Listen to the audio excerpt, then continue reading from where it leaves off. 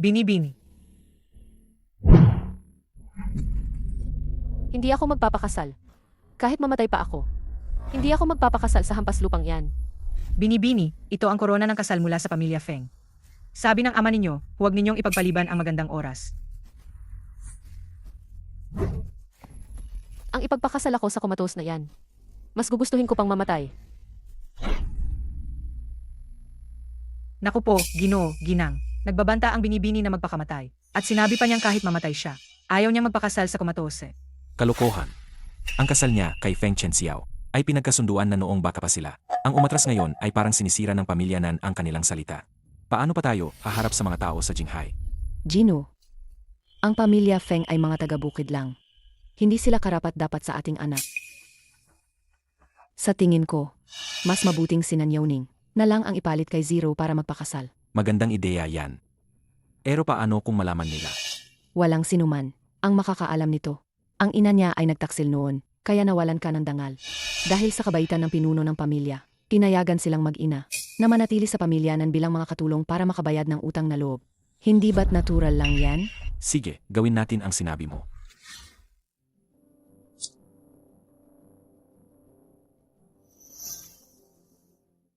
Yaoning.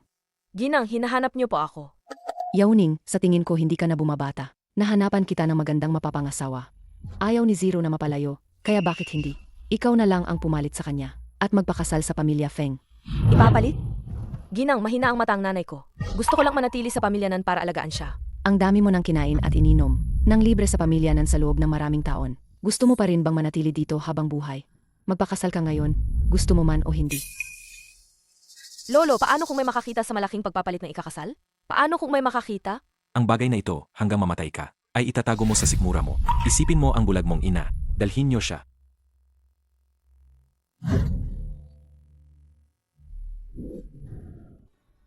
Ay anak. Anak, saan ka pupunta? Ina, ikakasal na ako. Manatili kang malakas. Ay! Sige na, umalis na kayo. Huwag ninyong maantala ang magandang oras. Sinasabi ko sa iyo, simula ngayon, ang pangalan mo ay Nan Zero. Kung mangahas kang ibunyag ang tungkol sa pagpapalit ng ikakasal, mamamatay ang nanay mo. Halika na. Anak. Anak.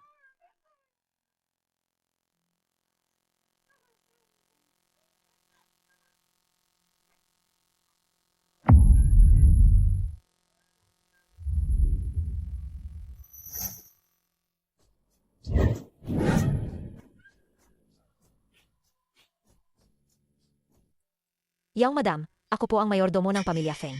Inapunta po ako ng matandang ginang para sunduin kayo. Hindi ba't taga-bukid lang ang pamilya Feng? May mayordomo pa pala sila sa bahay. Nasaan ang asawa ko? Pasok po kayo. Yang madam, aso po. Ay?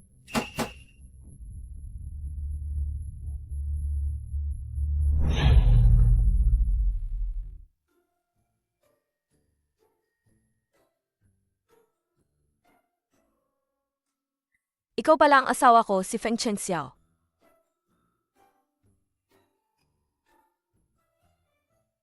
Kaya pala ayaw na ayaw ni Nanjiro magpakasal sa'yo. Akala ko, dahil lang sa minamaliit niya ang mga taga-bukid. Pero ayaw niya lang palang maging parang biyuda. Mas maganda pa nga ang kumatose. Hindi na kailangang gampanan ang tungkulin na mag-asawa. Maiwasan ang sakit ng panganganak. At hindi na kailangang magpanggap sa'yo.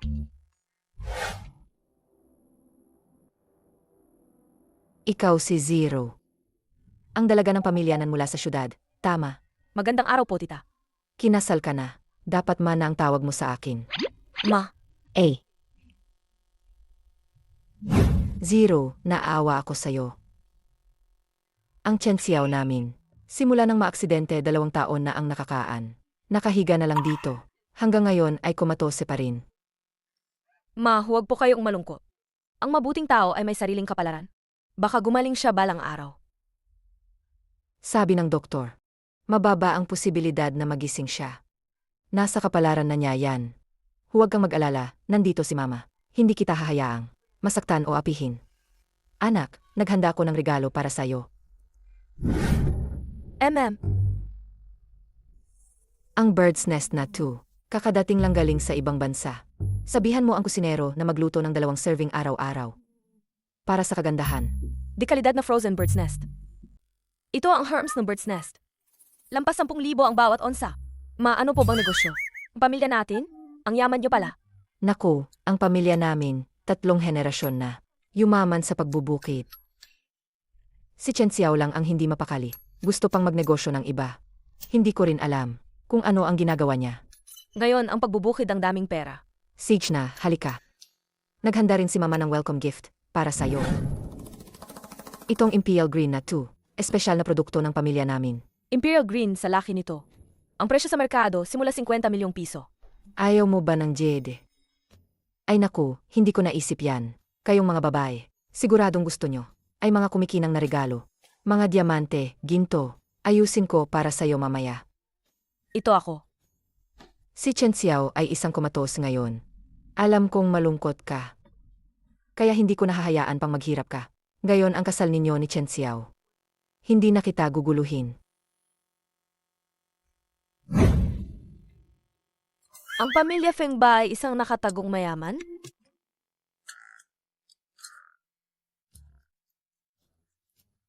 Asawa ko, manahimik ka lang. Bilang isang komatose, alagaan kita.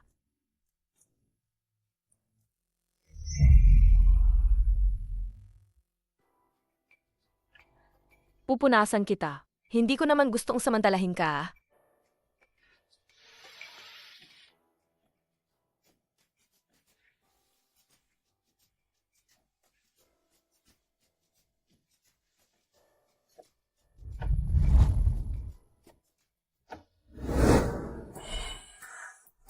Ang asawa kong komatose.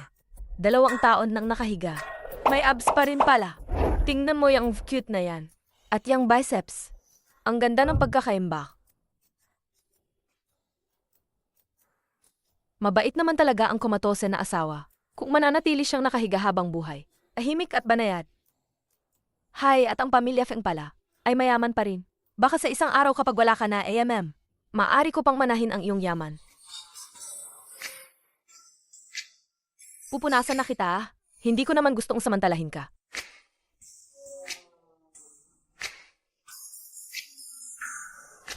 Yang madam, paano naman itong gawain ng katulong? Hindi ka dapat mag-abala. Ay, ayos lang, ayos lang. Dahil pinakasalan ko si Chen Xiao, lahat ng ito ay ang responsibilidad ng isang asawa. Dapat lang. Kung alam lang ni Yang Master, na napakabait at maalalahanin mo, tiyak na matutuwa siya. Nga pala, Yang madam, ito ang inihanda ni Old Madam. Para sa iyo, mainit ang panahon sa probinsya. Baka hindi ka sanay. Lamer pala to. Hindi alam ni Old Madam kung anong brand ang gusto mo, kaya nagtanong siya. Sabi niya, ito ang gusto ng mga taga-syudad. Ang maalalahanin naman ni Mama. Kung nagustuhan mo, Yang Madam, hindi na namin kayo didisturbohin sa pagpapahinga. Saj,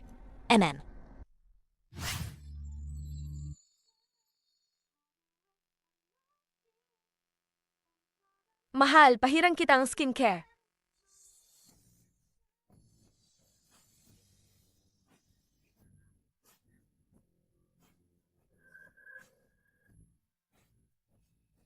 Mahal, na pag-usapan na natin yan.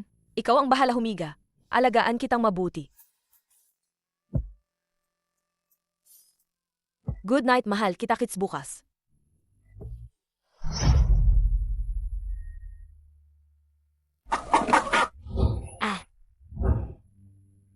Old Madam, mahalaga ang kalusugan nyo. Ako na ang gagawa ng mga gawain. Hindi naman mahirap ang pagbubunot ng damo at pagdidilig ng bulaklak, di ba? Ang katawan kong ito, hindi naman ganoon kasensitibo. Gising na ba si Zero? Gising na, pagkatapos kumain ng almusal. Nagbabasa na siya ng libro. Mahilig pala magbasa si Yang Madam. Kagabi, ang manugang ko pa mismo, ang nagpunas ng katawan ng anak ko. Ay naku, napakabait at masipag na babae. Talagang ang hindi ako nagkamali sa kanya. Ang pamilya Feng, bilang pinakamayamang pamilya sa Jinghai, ay magkakaroon na ng tagapagmana. Hehehe, sa tingin ko, sa hinaharap, ipagkakatiwala na natin ang pamamahala ng ating pamilya kay Zero. Sig.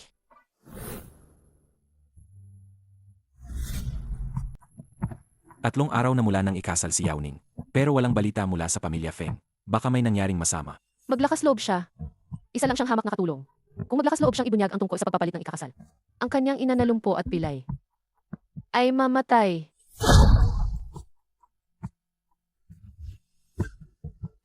Ano? Ang proyekto ng Zhenju Bay ay magkakaroon ng bidding sa loob ng 3 araw. Bidding sa Zensubay? Hindi ba't proyekto iyon ng Feng Corporation? Si Yi Feng bilang pinakabatang bilyonaryo sa Jinghai. Bihira nang magpakita sa publiko nitong nakaraang 2 taon. Hindi ko alam kung sa bidding conference na ito. Magpapakita siya. Hahaha, napakagaling. Kung makikipagtulungan tayo sa pamilya Feng, ang pag-angat ng pamilya Nan ay malapit na. Pero ang lupain sa Zhenju Bay na ito. Ang lahat ng pamilya sa Jinghai ay gustong makakuha ng bahagi. Kung ikukumpara ang pamilya Nan sa ibang nangungunang pamilya, napakaliit naman pala. Mahal ko, narinig ko kay MR Swang. Nagbabakasyon daw si MR Feng sa Longyin Village. Longyin Village. Hindi ba't ito ang baryo kung saan ikinasal si Yao Ning? Ay, Zero, tawagan mo na agad. Ito na ang pinakamagandang pagkakataon mo. Ito na ang pinakamagandang pagkakataon mo. CJ.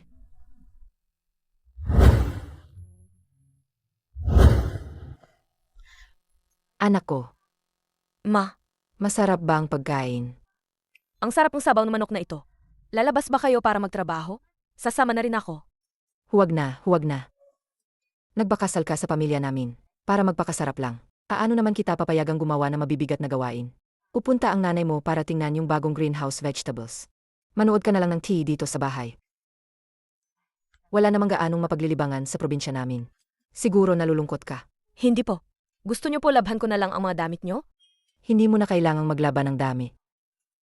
Nagbakasal ka sa pamilya namin, hindi para maging katulong. Dito ka lang sa bahay, kumain ka lang ng maayos, at uminom lang ng maayos. Lalabas muna si Mama. Ma,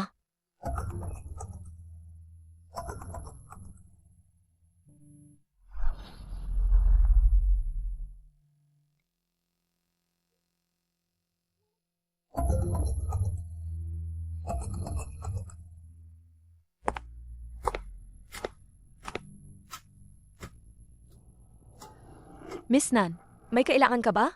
Nanyauning, kumusta ang buhay mo kasama ang mahirap mong asawa? Kumusta? Hindi naman siguro araw-araw na kumakain ng balat ng puno. At hindi kailangan gumising bago sumikat ang araw para pakainin ang mga baboy. Maglaba at magluto. Kailangan mo pa ring alagaan ang iyong. Halos patay na pasyenteng komatos, di ba? Naaawa talaga ako sa iyo. Kung wala kang sasabihin, ibababa ko na ang tawag. At huwag mo na akong tatawagan madalas mula ngayon. Nanyauning, siguro naman ay kabisado mo na ang Longyin Village, di ba? Tulungan mo akong alamin kung saan nagbabakasyon ang si Feng, ang pinakamayamang tao. Pasensya na po. Kailangan ko po kasing alagaan ang asawa ko araw-araw. Kaya wala akong oras. Nanyauning, ang pakikipagtulungan sa pinakamayamang tao ngayon ay tungkol sa kinabukasan ng ating pamilya Nan. At kalahating miyembro ka rin ng pamilya Nan. Kalahating miyembro ka rin ng pamilya Nan. Kung dahil sa iyo, mawala ang mahalagang pagkakataong ito. Kakayanin mo ba ang responsibilidad na ito? Binibini, pinalitan na kita sa pagpapakasal sa probinsya.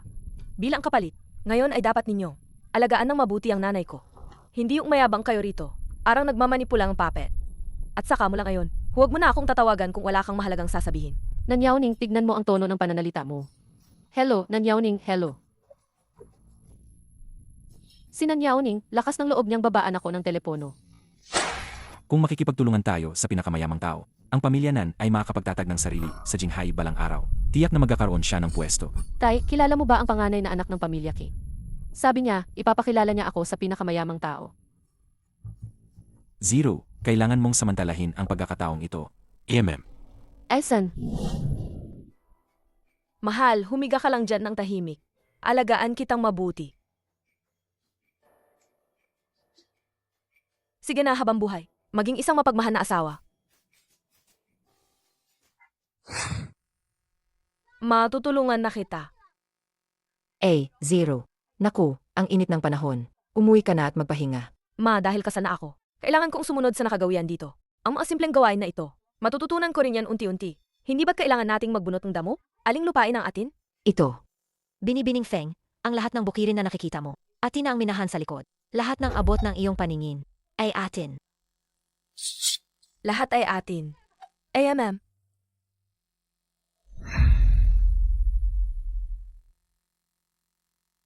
ito ang dulo ng nayon. Sa likod ng bundok natin, mayroon pang ilang minahan. At doon, may 10,000 ektarya ng bukid.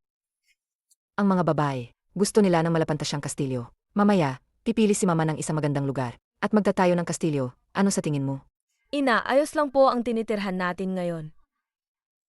Ang ating mansyon, masyado ng ordinaryo. Espesyal akong nag-imbita ng isang kilalang interior designer mula sa ibang bansa para sa'yo. Narinig kong mahilig ka sa interior design.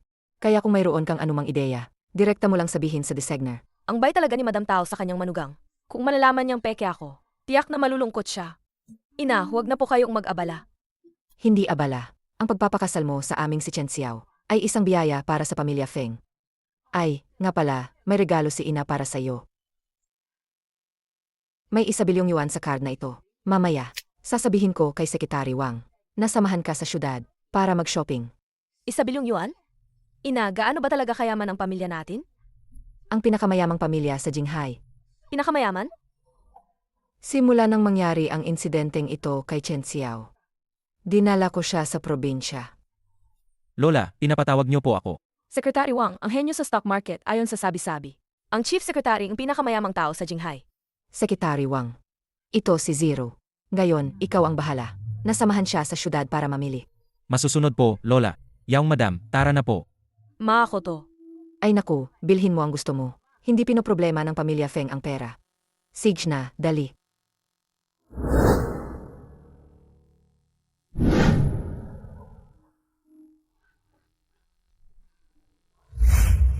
Mas nakakapagod mag-shopping kaysa mag-trim ng hardin. Nasaan ang asawa ko? Xiao Hua, nasaan ang iyong young master?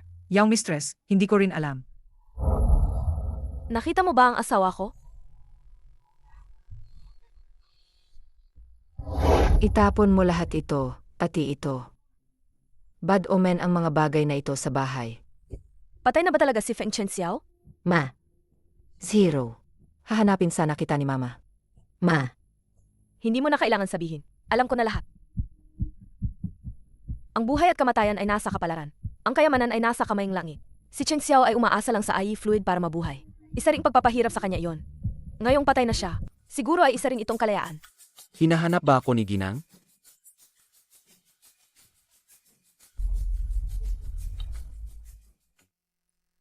Gising ka na? Ang Ginang ay napakaalaga sa akin. Kung hindi pa ako gigising, hindi ko bibigyan ng hustisya ang mga araw na ito. Na inalagaan mo ako ng personal? Ako? Bakit? Ako'y gising na, pero ang Ginang ay hindi masaya? Hindi sobrang saya ko at nagising ka. Talaga?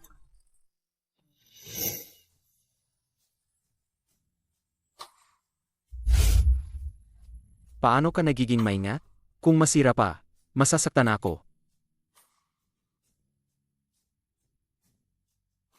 Sa pag-inom lang ng tubig, hindi dapat ikaw pa mismo ang gumawa.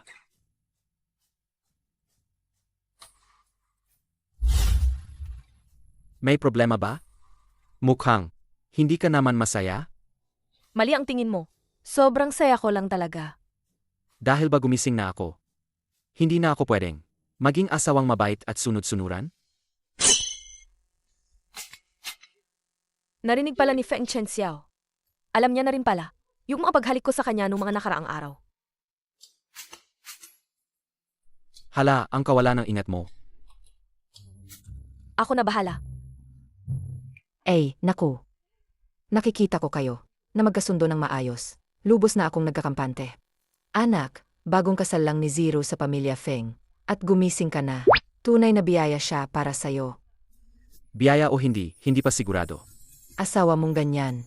Ikaw na yan ang masaya. Tawagan niyo ang kusina. Ihanda ang bagong dating na salmon. At mga seafood. Ngayong gabi, gagawa tayo ng malaking selebrasyon. Zero, huwag ka lang magsushi. Sariwa pa ang salmon na yan.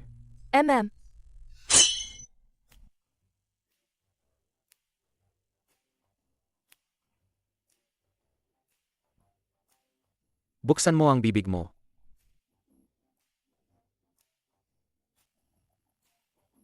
Aba, Chen Xiao. Dapat mas maging mabait ka sa kanya. Zero, simula nang ikasal siya sa pamilya Feng, talagang inaalagaan kanya ng husto. Hindi mo pa ba siya bibigyan ng pasasalama? Inaalagaan ng husto? Sa tingin ko, umaasa lang siyang mamatay na ako? Kalokohan. Napakabait ni Zero. Paano niya gugustuhin na mamatay ka ng maaga? Narinig ko. Araw-araw kanyang nililinisan. Sa tingin ko, maganda ang gintong minas sa likod ng bundo. Ilipat na lang natin ang ilang bahagi sa pangalan ni Zero. At ang 10,000 baka sa tapat. Hayaan din si Zero na matutong mga siwa. Ma. Siya ay isang babae. Sanay sa marangyang buhay sa syudad. Baka hindi ito angkop para sa kanya? Ma, tama ang sinabi ng asawa ko. Wala akong alam sa mga bato at pag-aalagang hayop. Wala talaga akong ideya. Hindi ko napag-isipan ng maayos. Ma, mas simple na lang. Sa hinaharap, ang pinansyal na kapangyarihan ng ating pamilya, ibibigay na kay Zero. Para hindi na niya kailangang mga siwa ng negosyo, at makatulong pa sa pamamahala ng pera. Ma, wala akong alam sa paghawak ng pera. Ay, tapos na akong kumain. Kumain lang kayo. Babalik na ako sa kwarto para magpahinga. Teka. Chen Xiao, ang babae. Galing pa sa syudad para magpakasal dito. Huwag mo siyang apihin. Ako? Api sa kanya? Sa tingin ko, gusto niya lang akong mamatay agad para makuha ang kayamanan ng pamilya Feng. Huwag kang magsalita ng ganyan, anak. Ang nanay mo ang pinakamagaling magbasa ng tao. At sa tingin ko, si Zero ay hindi ganoong kleseng tao. Tingnan na lang natin.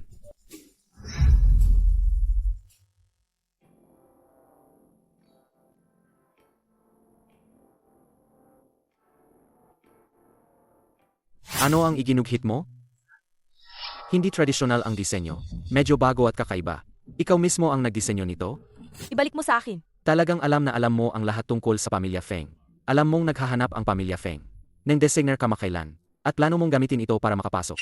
Ang harap ko ang interior design. Hindi ko alam ang sinasabi mo, ibalik mo sa akin, ibalik mo. Hindi ba ang pangarap mo lang ay makasali sa isang top tier na mayaman na pamilya? Dahil gusto mo akong akitin. Pagbibigyan kita.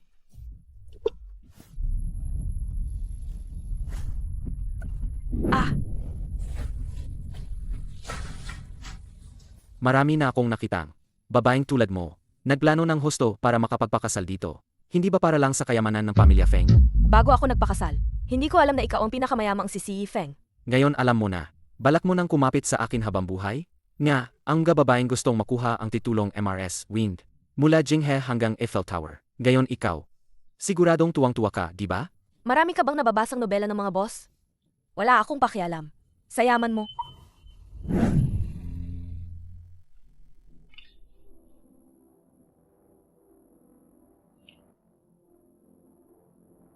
Anong ginagawa mo? Binabantayan ako ni Mama. Sa bawat galaw ko. Ang cute niya pala. Nagkamali ba talaga ako sa kanya? Yang madam, ang delivery niyo po. Saj.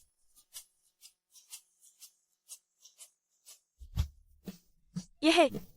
Makikipag-collaborate sa akin ang Xingchen Company.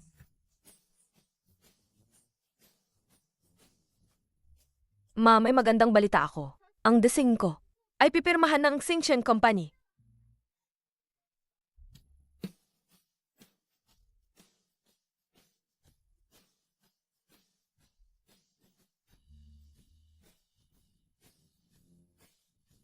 May talent ka pala sa design.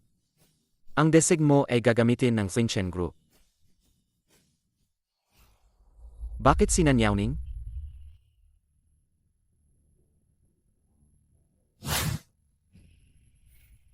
Secretary Wang, imbestigahan mo nga. Ang isang nagngangalang Nanyauning.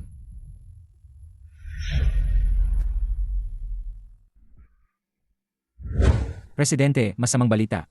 Sabihin mo, Ang kasalukuyan ninyong asawa ay hindi si Miss Nan Zero. Ang tunay niyang pangalan ay Nan Yaoning. Isa siyang impostor. Nanyauning? Naglakas loob kang lokohin ako? Anong ikinagagalak mo? Ma, ang desing na ginawa ko. Napansin ng isang malaking kumpanya. Malaki ang bonus doon. Hindi ko akalain na ang ating si Zero ay isa palang mahusay na designer. Zero, siguro hindi mo alam. Ang design company ng pamilya Feng ay kabilang sa top 3 sa buong mundo. Kung gusto mo, anak, ayusin ko na makapasok ka bilang chief designer. Ito. Ay, nga pala, sinabi ko dati na ipagagawa kita ng villa May ilang magandang lugar para sa Feng Shui. Samahan kita para tingnan. Sumama ka sa akin. Ha?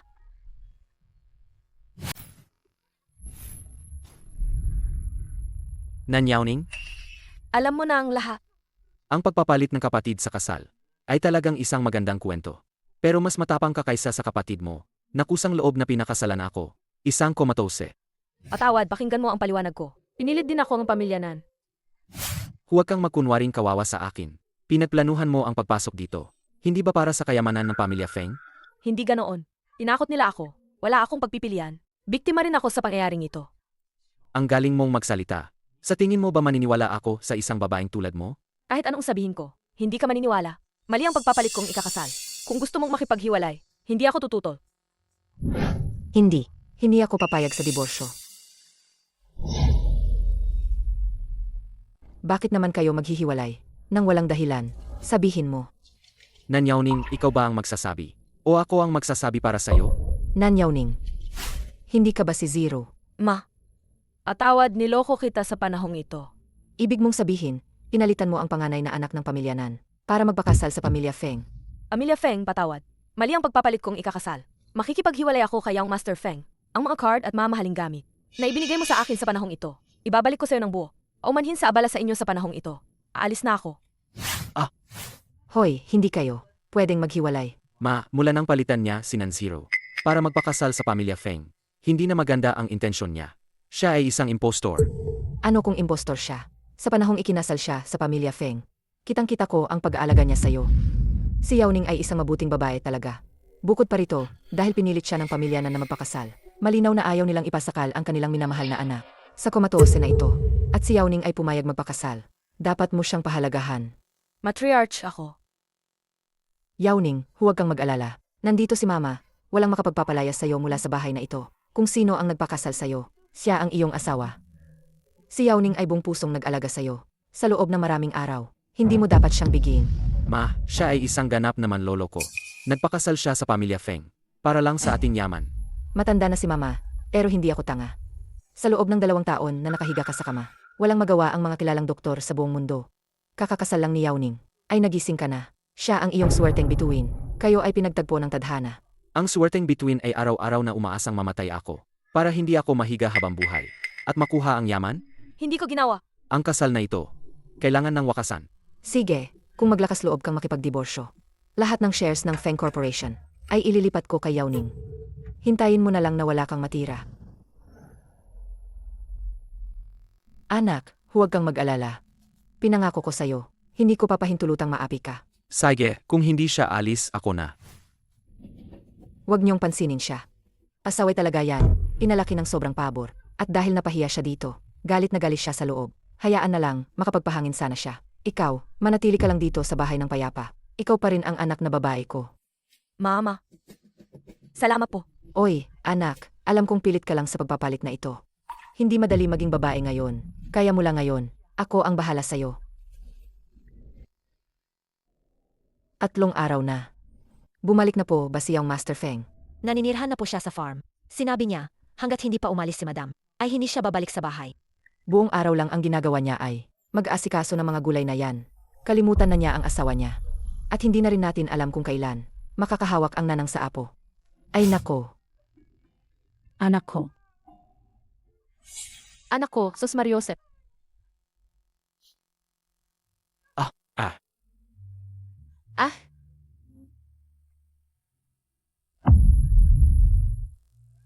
Yaoning, sasamahan kita sa isang lugar.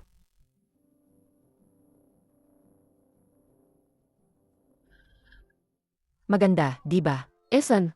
Dito, lahat ng ito ay mga ari-arian na pinuhunan ni Chen Xiao noong mga nakaang taon.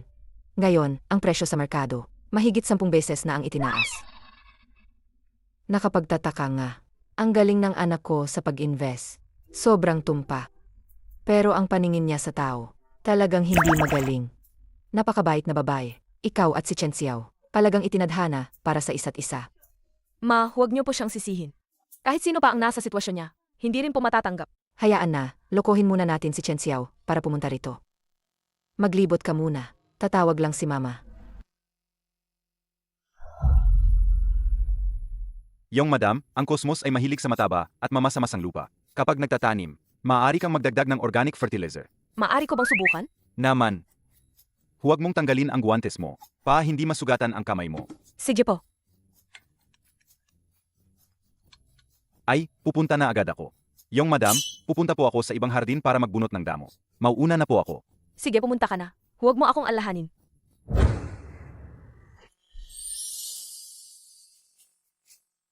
Young Master K, ito ba ang agricultural base na sinasabi mo? Ito nga. Ito ang pinakamalaking agrikultural base sa Jinghai. Dalubhasa sa pagpapalaki ng mga premium na produkto ng agrikultura. Bawat pulgada ng lupa ay ginto. Ito ay isang cosmos na bulaklak. Ang isang bulaklak ay nagkakahalaga ng libo-libo.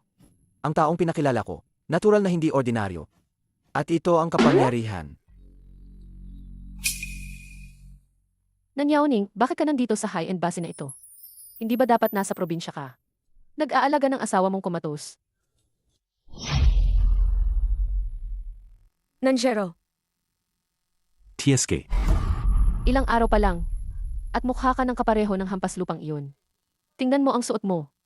Nakakaawa ang pagiging pulubi mo. Nakakaawa talaga. Zirong, anong pamilya ang ginang na ito? Bakit hindi ko pa siya nakita dati? Ay, anong ginang? Siya ay si Nanyaoning. Isa lang siyang hamak na katulong. Sa aming pamilya nan. Ikaw pala ang kapatid na babae. Napumali sa kanya sa pagpapakasal sa Kumatose. Mukhang maganda naman siya. Nakakapanghinayang. Akisuyo, maging mas magalang kayo. respeto? Akala mo ba dahil pinakasalan mo ang isang hampas lupang asawa na may ilang lupain, ay magiging mayaman ka na? Paano ka magiging ganyan? Naku, paano mo ako hinahamon? Alam mo ba kung sino siya? Hindi ako interesado kung sino siya. Miss Nan, umalis na kayo ngayon. Ano ba yan? Ganito ba ang pag-uusap mo sa amin? Pakinggan mo. Mula siya sa isa sa mga pangunahing pamilya sa Jinghai. Siya ang tagapagmana ng pamilya Qi. Ang pinakamalaking investment bank ay nasa kanila lahat. Ang asawa ko, pinakamayaman pa nga sa Jinghai. Paano? Natakot ka na? Kung matalino ka, lumuhod ka na ngayon. At sumamba kayo sa amin. Baka mabudol ko pa si Young Master Qi. Napatawarin kayo. Tama si Zero. Ayoko sa inyo. Umalis na kayo bago pa kayo masaktan. Kung natatakot ka, mag-sorry ka na lang agad. Sa Itsuwa mo, mga manggagawa ka lang dito, di ba? Ang punong abala sa base na si Master Long ay malapit na kaibigan ng tatay ko. Sa isang tawag ko lang, pwede ko na kayong palayasin dito. Sino nga si Master Long? Hindi pa ninyo alam si Master Long. Siya ang pinakamalapit na kontrida at pinagkakatiwalaan ni Boss Feng na pinakamayaman sa Jinghai. Sa pamamagitan ni Master Long, ang pamilya nan, maaaring makipagpartner sa pinakamayaman at maging isa sa mga leading families. At ikaw, dito ka lang mabubulok sa liblib na lugar na to. Habang buhay na mag-aalaga sa walang kwenta mong asawa. Yauning, anong nangyari? Sino sila? Ma, sila po si... Sino yung matandang hukluban na yan? Ma, siya po ang panganay na anak ng pamilya nan. Ay, siya pala si Nanziro. Mayabang at mapagmataas. Buti na lang hindi siya ang pinakasalan ng anak ko. Siya ang manugang ko. Ayamie, kung may problema ka, sa akin ka lumapit. Manugang? Oh, ikaw pala ang matandang babae ng pamilya Feng. Hoy, ikaw na bata ka. Bakit ang mga taga-syudad? Ang babastos. Bastos. Para lang yan sa mayayaman. Ang isang hampas lupa na tulad mo, karapat dapat ba? Ikaw, hoy, sino ang sinasabi mong mahira? Mayaman ako. Ma, hayaan na po natin sila. Huwag na po nating patulan. Mamitas na lang po tayong strawberry. Teka, ito ang pinakamalaking agricultural base sa Jinghai. Isang strawberry ay sapat na para sa pang-araw-araw na gastos ng buong pamilya nyo. Kaya nyo bang bilhin? Ayamie, strawberry lang yan. Hindi lang ako kakain. Gagawin ko pa yung strawberry jam. Strawberry juice. Kung paano ko gustong kainin, ganoon ko kakainin. Ang anak ko ang pinakamayamang tao sa Jinghai. Ang anak ko ang pinakamayaman. Pinakamayaman. Young Master K, nababaliw na ba ang matandang babaeng ito? Pinakamayaman.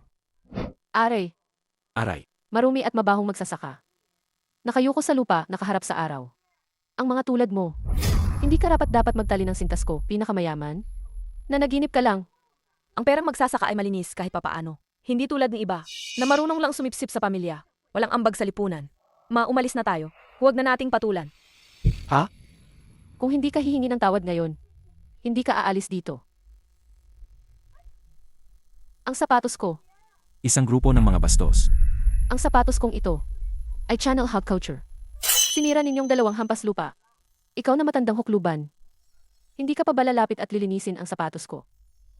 Aray. Aba, pinapalinis mo pa sa akin ang sapatos mo. Sobrang kapal mo. Ikaw na matandang hukluban. Ang sapatos kong ito ay designer. Kahit ibenta nyo pa ang dugo ng buong pamilya nyo, hindi nyo mababayaran.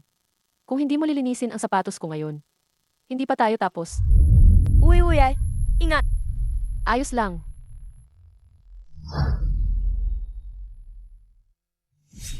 Aray, ingat! Nagtangka kang saktan ako. Ok lang kung sinisiraan mo ako. Pero nananakit kang matanda. Wala ka bang konsensya? Ayoko sa'yo, umalis ka na. Kung hindi, magsisisihan mo ito. Nagtangka kang takutin ako. Bakit tulala ka dyan? Hindi mo ba nakikita na sinasaktan ako ng dalawang hampas lupa na yan? Bilisan mo at tulungan mo ako. Sa harap ko pa, saktan ng tao ko. Gusto mong mamatay. Ito ba ang kamay na nanakit kay Zero kanina? Ang ganda, pero sayang, malapit na itong mawala ng silbi. Ah! Bitawan mo ang manugang ko. Bitawan mo. Bitawan mo ang manugang ko. Tingnan natin kung sino ang maglakas loob na galawin siya. Anak, bilisan mo. Pumunta ka dito. May nananakit sa asawa mo. Ito. Sino ka? Anak ko siya. Anak. Hindi ba't nagpakasal si Nanyauning? Sa isang walang kwentang asawa? Ano ang nangyayari dito? Ang taong ito ay mukhang, bakit parang pamilyar? Anong nangyayari dito? Siya ang asawa mo. Alam ko na. Nagsisinungaling ka. Sino ba ang hindi nakakaalam na pinakasalan mo ang isang walang kwentang asawa? 2 taon siyang nakahiga sa kama. Paano naman ngayon? Bigla siyang buhay na buhay. At narito. Baka naman gusto mo lang. Iligtas ang iyong reputasyon. Kaya naghanap ka ng ibang lalaki. Para magkaanak. Ang yaman naman ng imahinasyon mo. Sana sinabi mo agad, dahil sa ganda mo. Pwede kitang tulungan, yung Master Key. Ibang lalaki? Ako ba ang tinutukoy ninyo? Ano pa ba? Sino ba ang hindi nakakaalam Sino ba ang na hindi pinakasalan nakakaalam na pinakasalan niya ang isang asawang halos patay na? Anong halos patay na? Ang anak ko ay maayos na maayos. Narinig ko, 2 taon siyang nakahiga sa bahay. Para lang gumaling. Naubos ang lahat ng ipon ng pamilya. Milagro na nga lang nabuhay pa siya. Hahaha. Ang posibilidad na magising ang isang komatose ay napakaliit. Ang pamilya ng lumpong ito ay nagmamadaling magpakasal. Baka ilang araw na lang ang itatagal niya. Pinapakasal ka para swertehin siya. Kawawa naman, pinakasalan ang isang asawang halos patay na. Pero, gwapo naman itong puti na lalaki. Mukhang sikat. Nagbayad ka ba ng malaki para lang magkaanak kayo ng inutil mong asawa? 'Di ba, malaki ang nagastos mo. Diyos ko, gusto kong umiyak ng 3 kwarto at isang sala sa sobrang tawa. Hindi pa ba nila nakita? Ang prinsipe ng pamilya Feng? Alaga bang hindi nyo kilala? Kung sino siya? Isang maputing lalaki lang galing sa probinsya. Bakit ko pa kailangang kilalanin siya? Nanyauning, huwag mong kalimutan. Kung paano ka nang bababae noon. Sa bahay. Katulad ka ng nanay mo. Lahat ng dugo mo ay hamak. Kung hindi dahil sa kabutihan ng tatay ko. Para kukupin kayo ng nanay mo. Matagal na kayong namatay sa gutom sa lansangan. Hamak! Nabubuhay ako sa sarili kong pagsisikap. Mas marangal pa ako kaysa sa tinatawag mong dalaga. Ikakasal sa isang halos patay na. Inutil na asawa. At umaasa pa ring maging marangal. Hindi ko alam kung ignorante ka. O sadyang inosente ka lang. Young Master K, hindi mo pa alam. Bulag ang nanay niya. Ang sabi, dati nakipag-ugnayan siya sa ating Siki. At binulag siya ng lalaking kalaguyo niya. Oh, nanay niya pa ang nagnakaw ng lalaki. Huwag mong insultuhin ang nanay ko. Bakit? Mali ba ang sinabi ko? Bulag ang nanay mo. Deserve niya yan. Walang kwenta ang nanay mo. Ang asawa mo ngayon. Walang kwenta rin. Sa totoo lang, naaawa ako sa'yo. Kaya pala napakahirap ng sitwasyon niya. Sa pamilya nan. Sige, sa tingin ko. Malapit na ang oras ng pagkikita namin ni Master Long. Kaya, hindi ko na sasayangin ang oras ko sa inyo. Kayo ba ang alis ng kusa? O ipapaalis ko kayo? Dapat nga kayong umalis. Pero bago kayo umalis, humingi muna kayong tawad sa nanay ko at sa asawa ko. Tama. Inapin niyo ang manugang ko. Humingi kayo ng tawad ngayon din. Kung hindi, lagot kayo sa akin. Young Master K, narinig mo ba? Itong maputing lalaki. Gusto raw niya tayong lagutin. Sa diksyonaryo ko, hindi kailanman nagkaroon na salitang paumanhin. Emie, gustong-gusto mo humingi ng tawad. Sige, lumuhod ka ngayon din. at humingi ka ng tawad sa akin. Kung hindi, ipapawala kita sa Jinghai. Nakakahiya, hindi ba't tinatawag niya ang Master Qi ang sarili niyang sikat sa Jinghai? Hindi pa niya nakikita ang pinakamayamang tao. Ha, gustong-gusto mo humingi ng tawad. Sige, lumuhod ka ngayon din at humingi ka ng tawad sa akin. Kung hindi, sisiguraduhin kong ikaw ay mawawala sa Jinghai. Pababayaan mo akong mawala? Ang pamilya kininyo ay hindi sapat. Mie, ang yabang mo ah. Siya ang Master Qi ang panganay na anak ng pamilya Qi sa Jinghai. Ang tatay niya ay ang presidente ng Jinghai Bank. At siya rin ang presidente ng Jinghai Chamber of Commerce. Mas madali kanyang durugin kaysa sa langgam. Lumuhod ka ngayon at humingi ng tawad. Baka sakaling palayain pa kita. Sa tingin mo, hindi ka sumasang-ayon, di ba? Sa loob ng 3 minuto. Kaya kung ipatanggal ang pamilya Qi sa Chamber of Commerce. Haha. Mas magaling ka pa sa akin magyabang. Akala mo ba ikaw ang pinakamayamang tao sa Jinghai? Pinagplanuhan mong makapasok dito. Hindi ba para sa kayamanan ng pamilya Feng? Bago ako pumasok dito, hindi ko alam na ikaw ang si Feng ang pinakamayaman. Ngayon alam mo na. Balak mo bang kumapit sa akin habang buhay? Gusto rin ng babae ang titulong MRS Wind. Mula Jinghe hanggang Eiffel Tower. Ikaw ngayon. Tiyak na tuwang-tuwa. At kaya mo pang ipababa ang tatay ko? Kung hindi kita bibigyan ng leksyon, hindi mo palaga malalaman ang iyong lugar. Ako. Ay.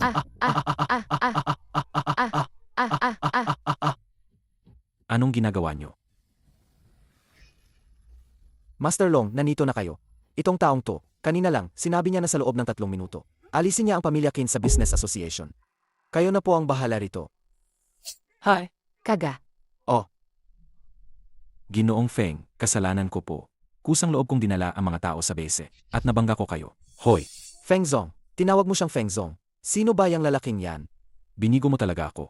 Ang tatay mo ay naging presidente ng Chamber of Commerce. Dahil sa pulong ko sa likod, ang pamilya kininyo, hindi sapat ang kakayahan. Hindi ka lang marunong magkasalamat. Mayabang ka pa sa labas. Alam mo ba kung sino si Feng Zong? Si Feng Zong ang panganay na binata ng pamilya Feng sa Jinghai. At siya rin ang pinakamayamang tao sa Jinghai ngayon. Siya ang isang nilalang na hindi ninyo kayang abutin ng pamilya Qi. Si Feng Zong ang panganay na binata ng pamilya Feng sa Jinghai. At siya rin ang pinakamayamang tao sa Jinghai ngayon.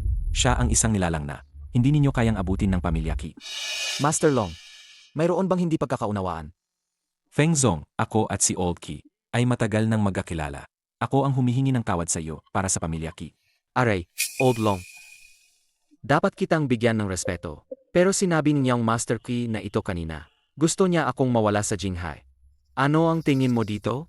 Bakit ka pa ipinanganak ni Old Qi? Inutil ka. Nanyauning, asawa mo ba siya? Hindi ba't matagal ka nang ikinasal sa isang kumatos na taga-bukid? Ang tanga mo talaga. Bago ako ikasal, naaksidente nga si Feng Chenxiao at nagkumang 2 taon. Pero pagkakasal ng kapatid ko sa kanya, ilang araw lang, nagising na siya. Yung pinakasalan mo, siya ang pinakamayaman? Ako dapat ang ikakasal sa kanya. Sayang noon, minamaliit mo siya. Mas pinili mo pang mamatay kaysa ikasal sa kanya. Sabi ng amo, huwag niyo raw antalahin ang magandang oras. Papayag akong mamatay. Kaysa mapangasawa ang isang kumatos. Wala nang magagawa ang pagsisisi ngayon. Master Long. Ang asawa ko at ang aking ina ay pumunta dito para mag-relax. Pero ang dalawang ito ay sumira sa kanilang kasyahan. Ano ang dapat gawin ngayon? Huwag kang mag-alala, sisiguraduhin kong palisin ko sila kaagad. Hindi na sila. Makakagulo pa sa paningin ng matandang ginang at ng yaong madam. Mga gwardiya. Ay. MR Feng, bulag ako at hindi kita nakilala. Atawarin mo ako. Kanina, pinapaalis mo ako. Pinapahalik mo sa sapatos ko. Wala ka ring balak akong palayain. MR Feng, alam ko po talagang nagkamali ako. MR Song, huwag kang mag-alala. Pagbalik ko, alisin ko ang pagiging chairman ng pamilya Qi. Hindi mo rin ba ako palalampasin? Sir Feng, alam ko na po talaga ang pagkakamali ko. Opo, Sir Feng, huwag po kayong mag-alala. Agui ko po. Alisin ko na po ang posisyon ng presidente ng pamilya Qi. Master, nagkamali po ako. Kung alam ko lang po, na siya ang tagapagmana ng pamilya Feng, ang pinakamayamang tao sa Jinghai.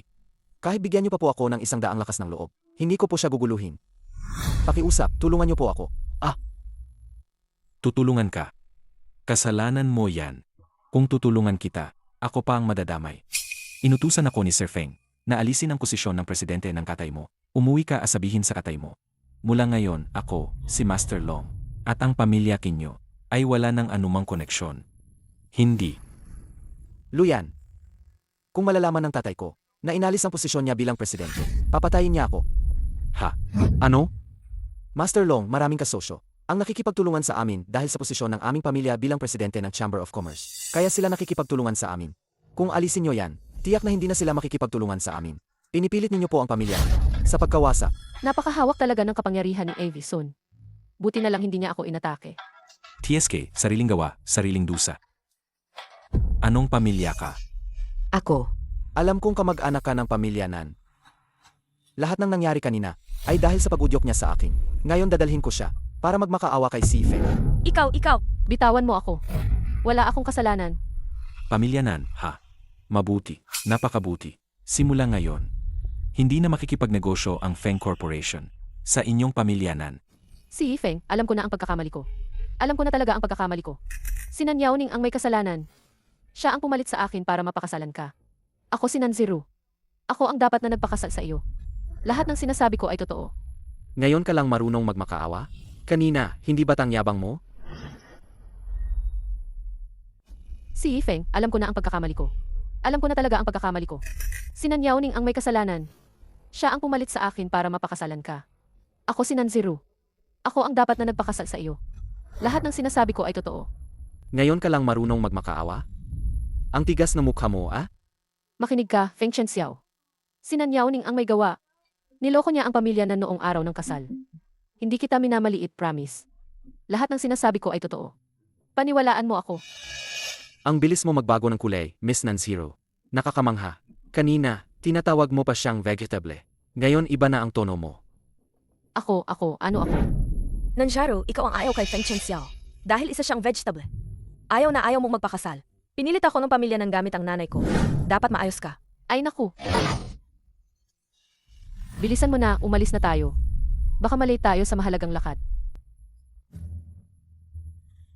Sinasabi ko sa'yo, simula ngayon, ikaw si Nanziro.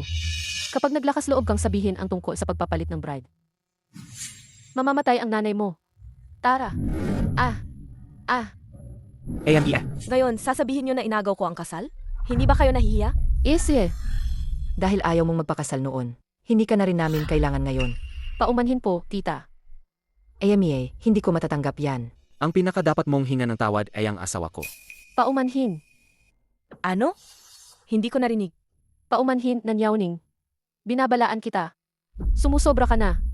Ganyan ba ang paraan mo ng paghingi ng tawad? Hindi na siyahan ang asawa ko sa paghingi ninyo ng tawad. Umalis ka na, huwag ka nang magpakita sa akin. Si Feng. Si Feng. Pasensya na po talaga. Ang bagay na ito ay bibigyan ko kayo ng paliwanag. Nagpapalakas ng loob sa harap ni Si Feng. Hindi man lang tinitingnan kung anong klaseng tao siya. Nakakainis. Paano nangyari na si Nanyauning? Ay aksidenteng na pangasawa. Ang pinakamayamang tao sa Jinghai. Isang taong kahit ako. Ay hindi man lang mapapantayan. Hindi man lang tinitingnan kung anong klaseng tao siya. Yee. Kasalanan mo lahat dahil sa'yo. Nawala ang posisyon ko bilang presidente ng Key Family Chamber of Commerce. Kiwei, naglakas loob kang saktan ako. Sinaktan lang kita. Gusto kitang patayin. Ha? Ang pamilya Key ay naghirap para marating ang posisyon ngayon. Nakagalit ang pinakamayamang tao. Ngayon, tapos na ang lahat. Ito. Dati, dahil ikaw ang young master ng pamilya Ki. Nilambing kita. Akala mo ba talaga may halaga ka? Ngayon, isa ka ng asong ligaw. Kung magtatangkang bastusin ulit ako, hindi ako magdadalawang isip na lalo pang pahirapan ka. Bitawan mo ako.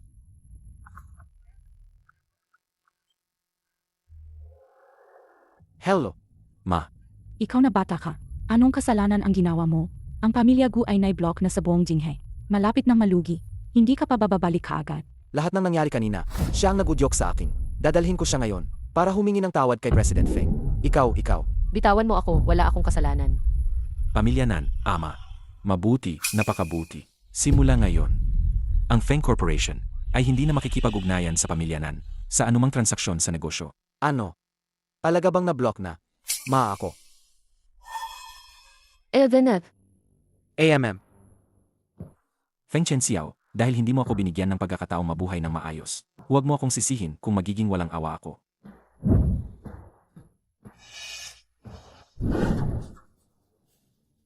Ay naku, ngayon. Nilabas ko lang si Yao-ning para maglibang. Hindi ko inakalang mangyayari ito. Yao-ning, may gagawin pa ako sa base. Mamaya, hayaan mong ihatid ka ni Chen Xiao pauwi. Hindi ba? Nag-aaway kami ni Feng Chen Xiao? Bakit ka nakatunganga? Tara na. Galit ka pa rin ba? Kung gusto mong maghiwalay, pwede kong sabihin kay mama.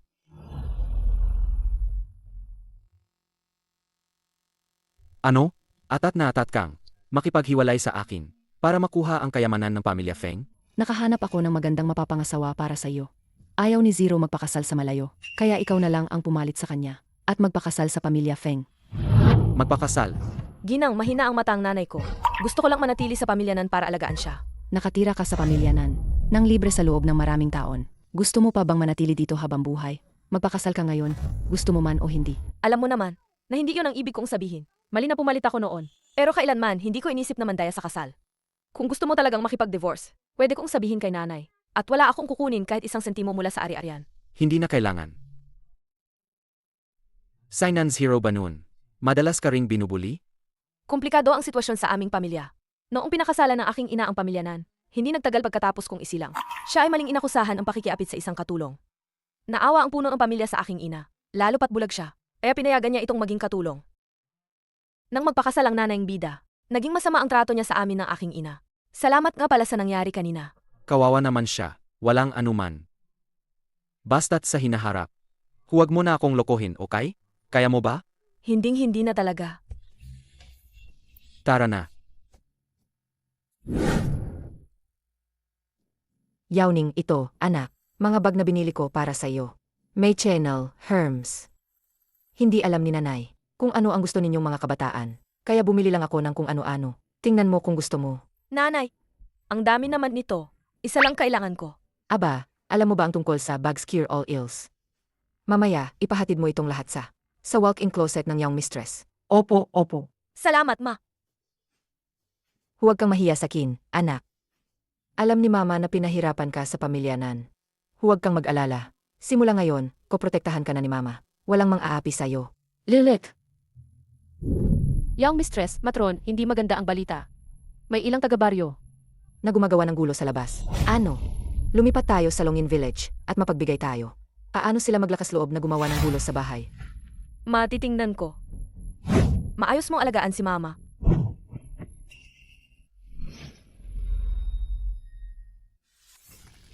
Buhay para sa buhay. Pamilya Feng, ibalik niyo ang buhay ng asawa ko.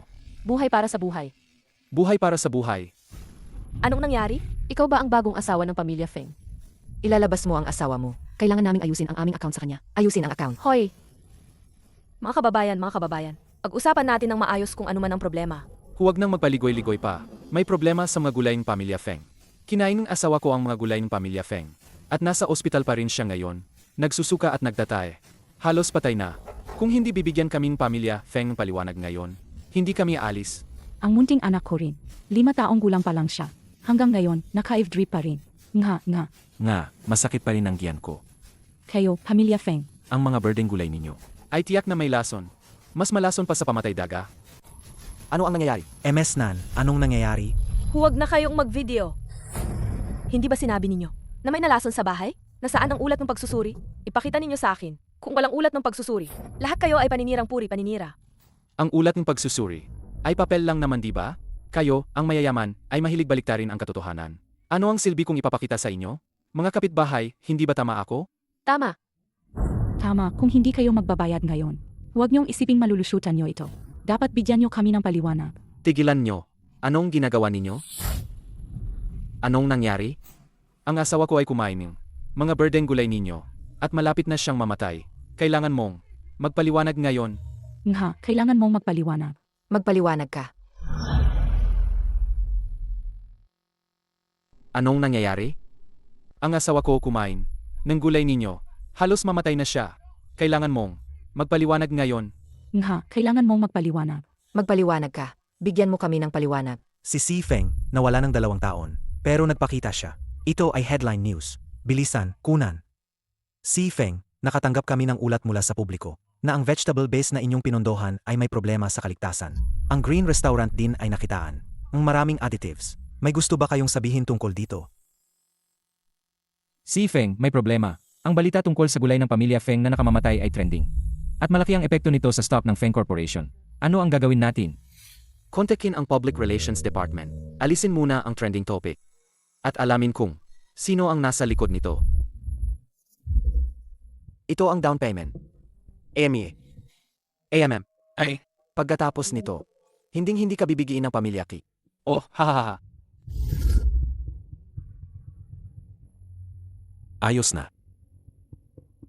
Ay, naalala ko na. Sabi mo, may sakit ang asawa mo, di ba? Kahapon umaga, nakita ko pa siyang naghatid ng bata sa eskwelahan. Imbestigahan nyo sa ospital. Pagkatapos maghatid ng anak ang asawa ko, nagasakit na siya. Sa tingin ko, gusto niyo lang tumanggi. Ang bayad sa ospital, sa gamot, at saka, ang bayad sa pinsala sa damdamin ng buong pamilya namin. Kung hindi kayo magbabayad, hindi ko kayo titigilan. Mga kaibigang reporter, bilisan nyo, kunan nyo ako. Ang pamilya Feng ay nagtayo ng beses sa aming nayon. Ngayon, lahat ng pera ay napunta sa bulsa nila. Ngayon, pumapatay sila, at hindi sila nagbabayad sa mga pinatay nila. Diyos ko po. Mga bodhisattva, at mga netizen sa internet. Halina't tingnan niyo. Halina't tingnan niyo.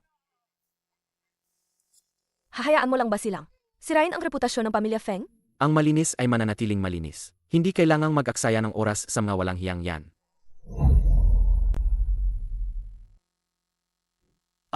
Diyos ko po. Hahayaan mo lang ba silang? Sirain ang reputasyon ng pamilya Feng? Ang malinis ay malinis. Huwag nating sayangin ang oras sa mga walang hiya. Oy, ang aga-aga, hindi ka pa nagtatrabaho sa bukid. Saan ka na naman nagpagalagala? At kung ano-ano pa ang sinasabi mo, na may sakit ako. Mrs., dahan-dahan lang. Abala ako. Sa tingin ko, 3 araw kang hindi napalo kaya lumalaki ang ulo mo. Nagbubunot ako ng damo sa gulayan. Umuwi ka na agad.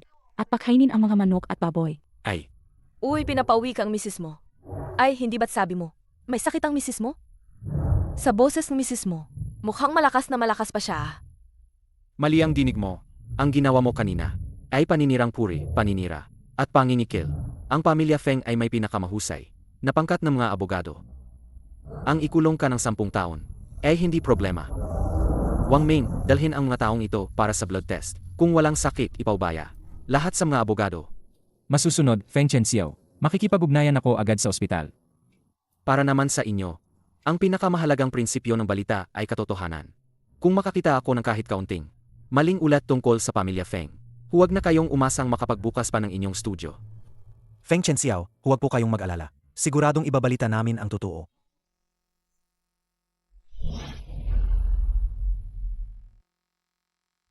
Feng Chenxiao, huwag kang mag-alala. Siguradong ibabalita namin ang totoo. Ay, bilisan nyo, umalis na kayo. Ay, sige, alis na. Bilisan nyo. Ay kayo. Hoy, ito ba ang Jinghai First Hospital? Ay, huwag mong saktan. Malamig lang siguro ang misis ko. Maling akala lang, lahat ng ito ay maling akala.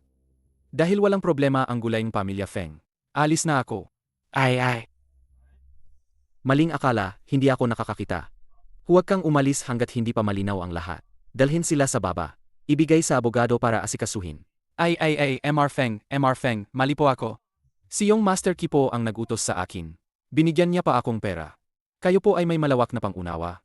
Patawarin niyo na po ako, MR Feng. Wang Mi. Si Qi Wei ay nagdala ng mga taga-baryo para magkagulo sa pamilya Feng. Dalhin mo siya sa akin. Ngayon ay isang lipunang sumusunod sa batas. Ano ang gagawin nyo? Bitawan niyo ako. Gao Zong, siya po yon. Siya po ang nagutos. Dalhin siya. Sir Feng, patawarin niyo po ako, Sir Feng. Sir Feng, nabulag lang po ako sa kasakiman. Bigyan niyo po ako ng isa pang pagkakataon. Pangako, magbabago na po ako. Nagpakitang gilas pa kay Sir Feng. Hindi man lang tiningnan ang sarili kung ano siya. AMEA. Nakakainis. Paano nangyari na si Nan Yaoning? Aksidenteng napangasawa ang pinakamayamang tao sa Jinghai. Siya yon na kahit ako. Hindi ko man lang mapangarap.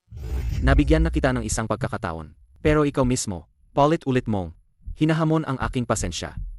Sir Feng ako. Sa Jinghai, dapat alam mo, ang estilo ko sa paggawa ng mga bagay. Gayon, bibigyan kita ng dalawang pagpipilian. Alinman sa lumipat ang buong pamilya mo sa labas ng Jinghai, o ang iyong ina sa hinaharap, ay makikita mo na lang sa Jinghai Public Security Bureau. Ikaw ang nagtulak sa akin dito. Emie, Mag-ingat! naghahanap ng gulo. Ah,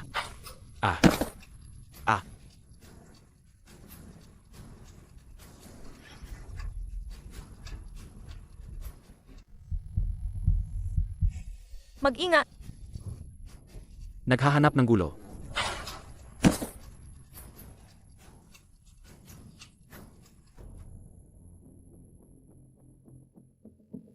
Boss Phil, alam kong nagkamali ako. Bigyan mo pa ako ng isa pang pagkakataon. Pangako magpapakabuti na ako. Nagmamakaawa ako sa'yo. Secretary Wang, dalhin mo siya para magtayo ng kalsada at bukod pa riyan. Huwag siyang payagan na bumalik sa bansa sa loob ng 10 taon. I-freeze ang kanyang ari-arian at ibigay sa foundation. Huwag po, Boss Fu. Boss Feng, alam kong nagkamali ako, Boss Feng. Dalhin siya sa labas. Boss Feng, alam kong nagkamali ako, Boss Feng. Boss Feng, labis na nawalan ng dugo si Madam. Kailangan siyang dalhin kaagad sa ospital. Dadalhin kita sa ospital, ihanda ang sasakyan. Are,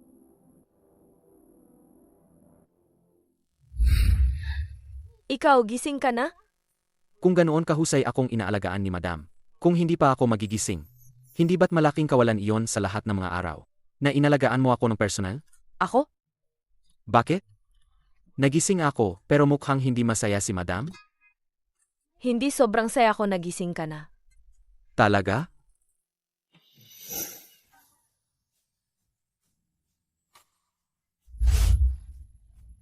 Bakit napakapabayaan mo? Kung nasaktan ka, malulungkot ako. Ang simpleng bagay na pag-inom ng tubig. Bakit kailangan pang gawin ni Madam?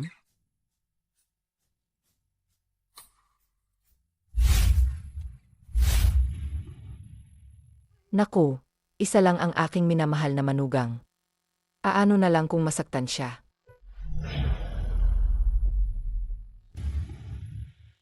Naku, isa lang ang aking minamahal na manugang. Aano na lang kung masaktan siya. Ikaw naman, 30 anyos ka na. Hindi mo pa maipagtanggol ng maayos ang asawa mo. Ma, hindi kasalanan ni Chen Xiao to. Biglaan lang nangyari. Ayaw din naman niyang masaktan ako. Ay, naiinis ako. Ikaw talaga.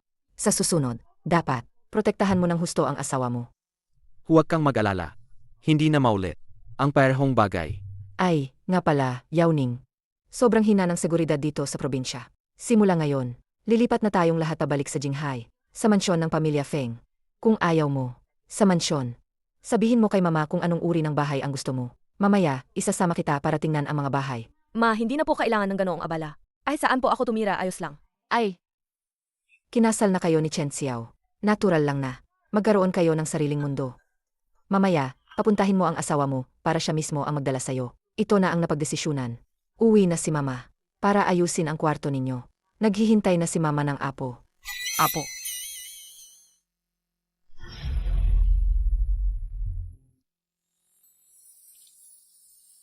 Ay, hindi ba ito ang gusto mo? Ang puting buwan ang tipo. Sage, lapitan mo. 8. Hello, may kailangan ka ba? Ako ay isang estudyanteng atleta mula rito. Pwede ko bang makuha ang WeChat mo? Sana makakain tayo minsan. Kunin ang WeChat. Wala siyang WeChat. Anong panahon na ngayon? Wala pa ring WeChat. Sino ka ba niya? Ako ang kanyang legal na asawa. Hindi na siguro kailangang sabihin pa yan? Kasal ka na? Pasensya na. Ang asawa ko kasi, ayaw niya akong basta-bastang mag-add ng kung sino sa WeChat. Sorry. Ang lalaki ang sigla tignan. Hindi ko inaasahan na ganyan ang gusto mo. Isang 1.88 metro double door refrigerator. Sino ba ang hindi magkakagusto? Mas gwapo ba sila sa akin? Lahat ng lalaki gustong bata, di ba? Ang ibig kong sabihin, gwapo ka rin. Mas tumatanda, mas nagiging kaakit-akit ang lalaki. Ang tanda ko na ba? Ang tanda ko na ba? Ay, ang ibig kong sabihin, mas nagiging mature ang lalaki, mas nagiging kaakit-akit. Nanyauning. May asawa ka na. Sa susunod na mangyari ang ganito, alam mo na ang gagawin mo.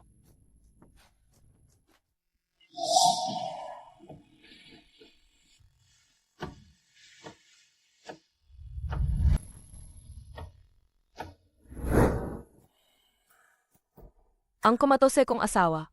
2 taon nang nakahiga. May abs pa rin pala. Tingnan mo ang mermaid line na yan.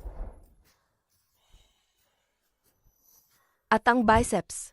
Ang ganda ng pagkakapreserba. Tara na!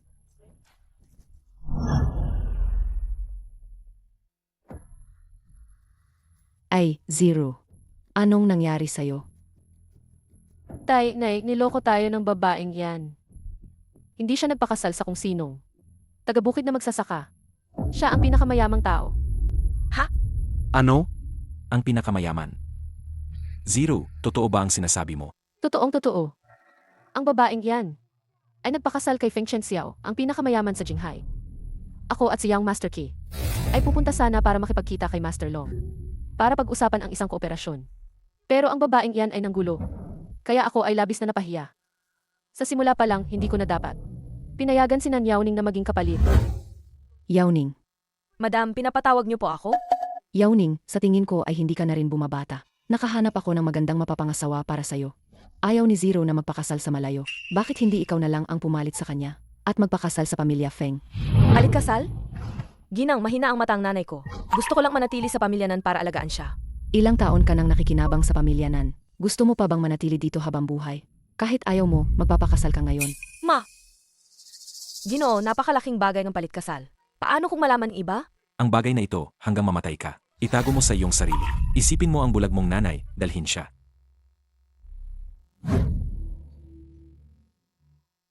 Ngayon, maganda nakapag-asawa ng pinakamayamang tao. Ngayon, maganda nakapag-asawa ng pinakamayamang tao. Sa ugali niya, siguradong iniisip niya, Kung paano tayo gagantihan. pasensya na. Nagulo ko ang lahat. Ngayon, tinatanggihan ng pamilya Feng. Ang lahat ng pakikipagtulungan sa pamilya Nan, ako. Mag-iisip ako ng paraan. Ang kasal na ito ay akin talaga. Nan Yaoning, isa ka lang impostor. Sige na, sige na. Zero, bakit hindi mo na lang ulit hanapin ang babaeng yon at magpalit ulit kayo? Ma, ano ang sinasabi mo? Ang babaeng yon ay asawa na ng pinakamayamang tao ngayon. Papayag ba siya? Ang ganitong klase ng babae, mahina ang loob. Bigyan mo lang ng kaunting pera. Tiyak na magpapasalamat siya. Huwag mong kalimutan, yung matanda at bulag niyang ina ay nasa bahay pa rin natin. Ay, tama, ma, tama ka. Anong silbi kung mayaman ang pinakamayamang tao? Nakikita ko yung suot niya. Mukhang hindi rin siya ganoon kahalaga sa pamilya ng asawa niya. Ang pamilya Nan, konting tira lang, mula sa daliri natin. Sapat na yan para sa kanya, wala na siyang problema sa pagkain at inumin. Ihahanda ko na agad. Ito, ilagay mo doon. Ay. Ang bulaklak na ito, maganda lang sa coffee table. Opo. Ma, nandito na kami. Umuwi na kayo. Anong nangyari kay Chen Xiao? Hindi maganda ang mukha. Galing lang sa ospital. May mga estudyanteng sports na huminging wetcheck ko. Ay, hindi ba ito ang gusto mong? Tipo ng babae, yung white moonlight. Sage, lapitan mo. Miss, Kumusta? May kailangan ka ba? isa akong estudyante ng sports dito sa Malapi. Pwede ba nating idagdag ang isa't isa sa wetcha? Sana makakain tayo minsan. Add mo na lang ako sa WeChat. Wala siyang WeChat. Sa panahong ito, wala pa ring WeChat. Sino ka ba niya? Ako ang legal na asawa niya. Hindi na natin kailangan pang ipaliwanag ang relasyong yon, di ba? Kasal ka na? Pasensya na. Ayaw ang asawa ko na kung sino-sino ang ina-add ko sa WeChat. Sorry. Kagagaling lang sa ospital. May mga student athlete na huminging WeChat ko. Sabi ko na nga ba, pagkapasok ng taong ito, amoy selos. Ma, sasagutin ko lang ang tawag. Oh. Nanjiro, ano na naman ang pakay mo?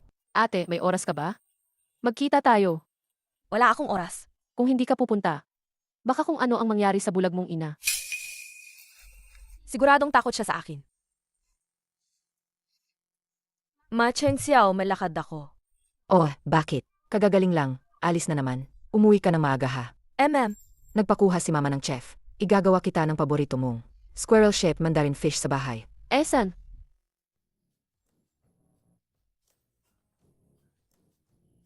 Ma, may kailangan lang ako. Alis na ako. Aba, binata, malaki ka na. Si Yao Ning ay bata at maganda. Maraming kabataan ang may gusto sa kanya. Bukod sa may pera ka, wala kang ibang lamang. Sa susunod, pagdating kay Yao Ning, bigyan mo pa ng kaunting atensyon. Naintindihan.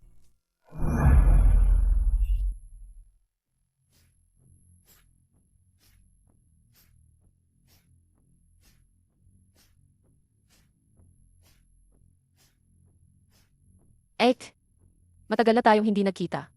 Ayokong magpaligoy-ligoy pa. Anong kailangan mo sa akin? Ang pakiramdam ng maging asawa ng pinakamayaman ay maganda Mas maganda kaysa sa pagiging katulong. Direkta ka nga. Kung hindi dahil sa akin na binigyan kita ng pagkakataon, hindi mo kailanman matatapakan ang pintuan ng pamilya Feng sa buong buhay mo. Pwede ka bang maging diretso? Ipagkaloob mo sa akin ang pwesto ni Emric Feng. Ginangnan. Hindi biro ang kasal. At mas lalong hindi ko ibibigay. Ibigay ang posisyon ni GNG Feng. Kalimutan mo na yan. Aray, Ana, anak, Aray,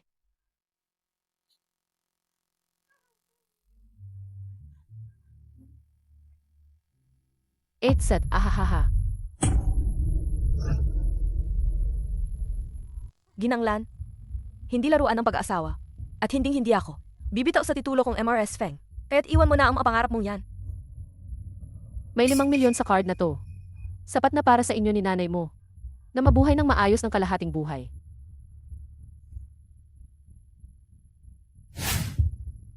Ano ang ibig mong sabihin? Ang binibigay mo ay wala pang ang pantasya kumpara sa binibigay sa akin ng pamilya Feng. Naintindihan mo ba? Ako ang may kasunduan sa pamilya Feng. Ikaw ay isang huwad lang. Kung ganun ka kagaling, puntahan mo ang pamilya Feng. Alamin natin kung ako ba ang kilala nilang manugang. O ikaw. anak, alam kong hindi mo kagustuhan ang pagpapalit na to. Mahirap maging babae, kaya't mula ngayon, ako ang magtatanggol sa'yo. Sige, kung magdedeborso ka ng diborsyo, ang mga shares ng pamilya Feng ay ililipat ko lahat kay Nanyaw Ning. Maghanda kang lumabas ng walang-wala. Nanyauning, walang hiya ka talaga. Nanyauning, sobrang walang hiya mo. Nang magpakasuyo ang nanay mo sa driver. Dahil sa kabaitan ng tatay ko. Ay hindi kayo pinalayas. Ngunit ngayon, sinakop mo ang lahat. Gustong angkinin ang lahat ng akin. Paniniwala mo ba kung ipe-expose ko ang kahihiyan ninyo ni nanay mo? Sa internet. Para makita ng lahat. Anong klaseng mag-ina kayo? Ang tungkol sa pangangaliwa, purong gawa-gawa lang yan. Malinaw na ang nanay mo ang umakyat sa posisyon bilang kabit. Sadyang nagsabotahe. Sinabi mong kabit ang nanay ko? Maniniwala ka ba kung pupunitin ko ang basurang bibig mo? Halika. Hindi ba ito ipinost sa internet? Tingnan natin kung ang mga tao ay maniniwala sa kabit. O tutulong sa akin. Tama na. Ginagamit mo lang ang asawa mong bilyonaryo. Kung hindi, bakit ka mayabang? Ang itsura mong nagingit-ngit sa galit ay mas kawili-wili kaysa sa pagmamataas mo. Hindi mo siguro iniisip na talagang magugustuhan ka ng bilyonaryo. Isang ordinaryong babae. Kakaiba lang yan sa kanya sa simula. Kapag nagsawa na siya, itatapon kanya parang basahang. Walang silbi. Sa ngayon at least, kinikilala niya ang pagkatao ko. Sapat na yon. Miss Nan, ang pasensya ko sa'yo ay napakataas na. Ayoko, itigil mo na habang maganda pa. Huwag mong kalimutan, ako ang asawa ng bilyonaryo ngayon. Binabantaan mo ako. Mag-ingat ka baka mapuno ako. Baka hindi mo kayanin ang kahinatnan. Masakit ba? Kung masakit, matuto ka. Hindi ako basta-basta lang, na pwedeng apihin. Mula pagkabata, sinabihan akong nanay ko na magtiis. Sa loob ng maraming taon, ang pamilya Nan ay hindi man lang nagpakita. Ang kahit kaunting kabaitan sa akin. Sa halip ay lalo pa kayong lumala. Ngayon, ginagamit niyo pa ang nanay ko para takutin ako. Ikaw! Naglakas loob kang sampalin ako. Sampalin ka? Kailangan pa ba ang tamang oras para sampalin ka?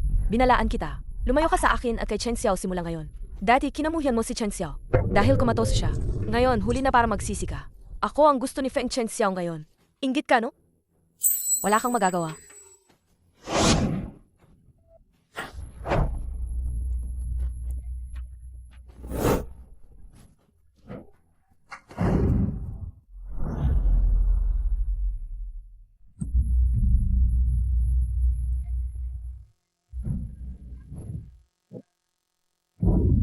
Ha, Elwig Feng, bakit po kayo?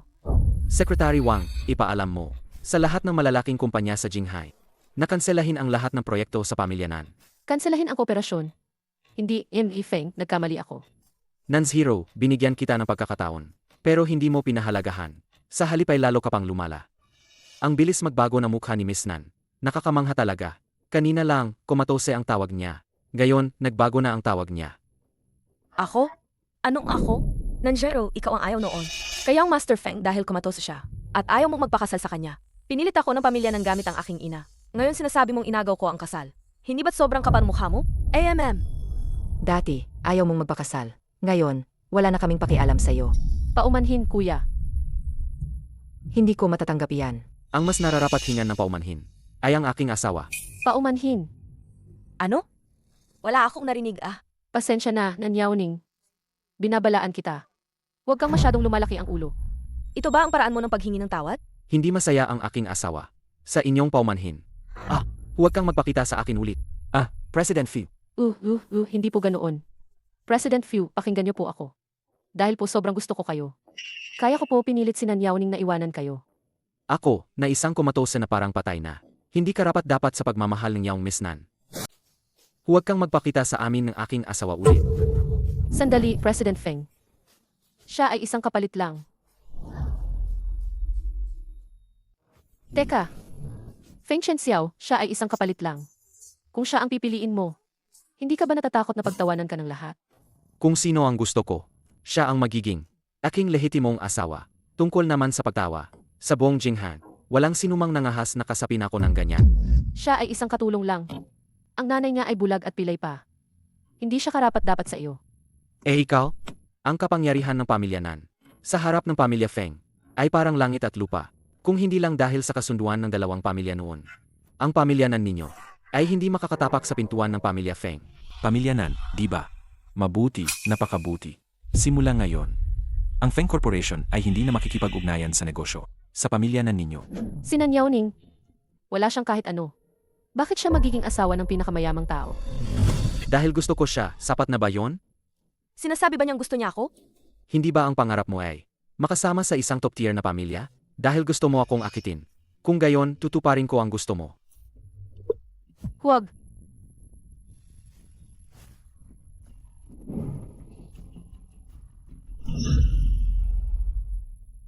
Ang pamilya Nan ninyo, hindi karapat dapat sa pamilya Feng.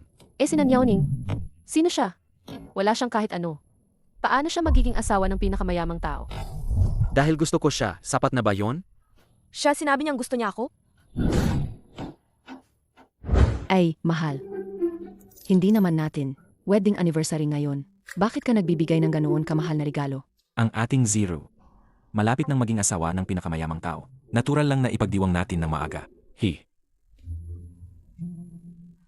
Zero, hindi ba hinanap mo yung babaeng yon? Anong nangyari? Ang babaeng yon, si Nanyauning. Inaabuso niya ang pagiging asawa ng pinakamayamang tao para apihin ako. At nagdagdag pa siya ng gasolina sa apoy sa harap ni Feng Shenxiao. Ngayon lahat ng malalaking kumpanya ay kinakansela ang kanilang pakikipagtulungan sa pamilya Nan. Ano? MR Nan, ang Feng Corporation, ay inilagay na ang pamilya Nan sa blacklist. Hindi namin kayang kalabanin ang pamilya Feng. Itong mga batch ng produkto, maghanap na lang kayo ng iba na mag-o-order. Hoy, MR Wang. Ikaw ang pinakamalaking supplier sa Jinghai.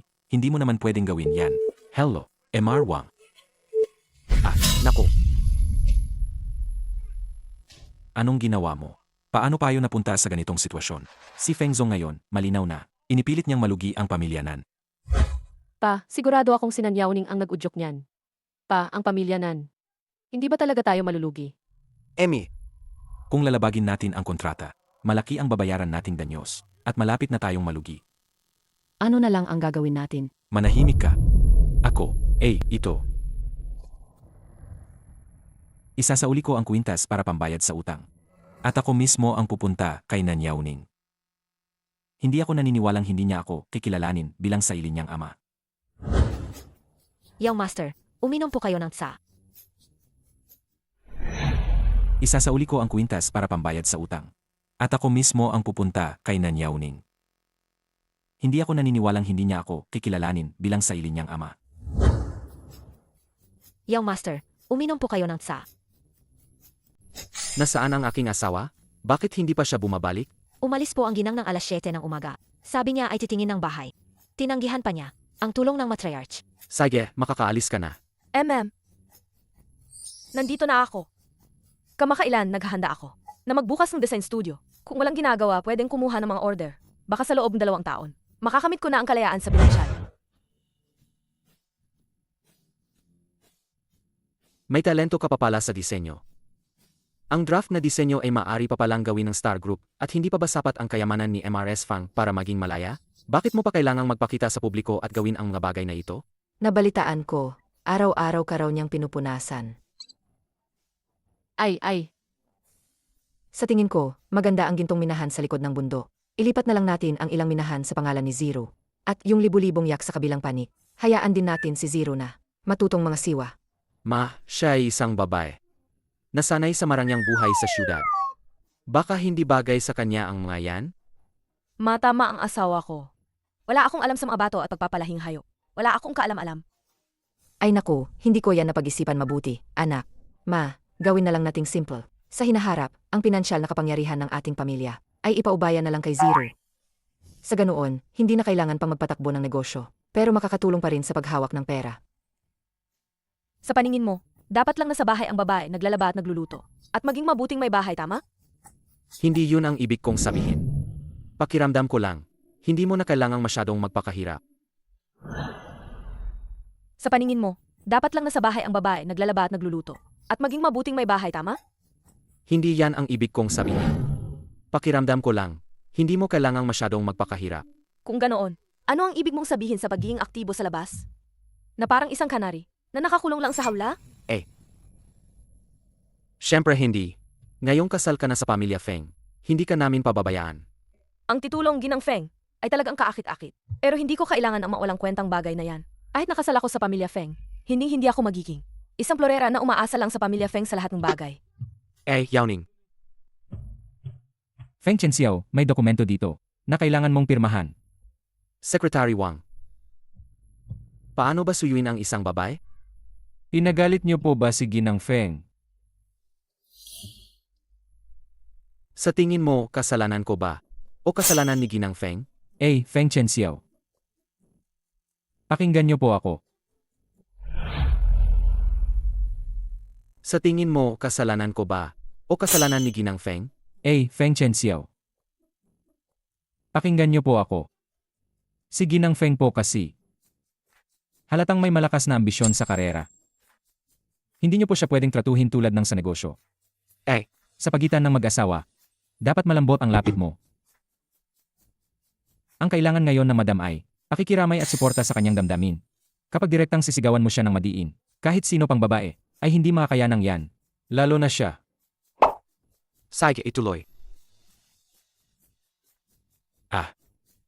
Gusto kasi ngayon na madam na magtayo ng studio. Kung gusto niyo siyang paligayain, dapat ninyong kubunan ang gusto niya. Tamang-tama yan. Ang punto ko lang, mas magka-appeal ang lalaki kapag mature na siya. Nan Yao Ning. May asawa ka na, hindi mo na ito dapat gawin. Kapag may ganyan sa susunod, alam mo na kung ano ang dapat gawin.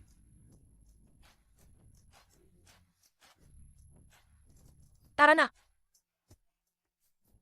Naalala ko, maganda ang mga bahay sa CC Estate. Bumili ka ng isa, ibenta sa madam sa mura. Huwag mo siyang paalam. Sige, pupunta na ako.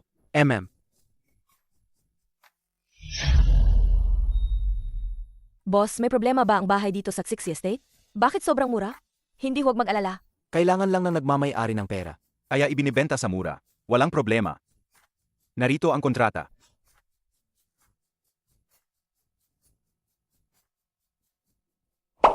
Maglagay ang isang computer sa bawat mesa. Sig.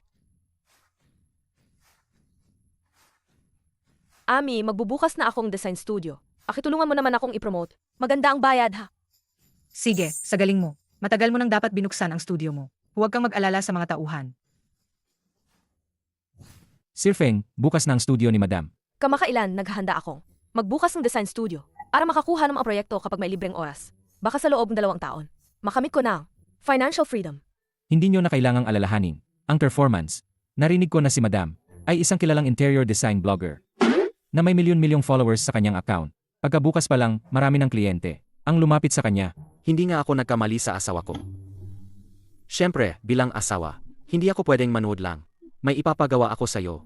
Ibigay mo kay Madam ang proyekto ni Madam Naris. Siguraduhin mong walang bakas. Masusunod, Sir Feng, sisiguraduhin kong ang studio ni Madam ay magkakaroon ng magandang simula.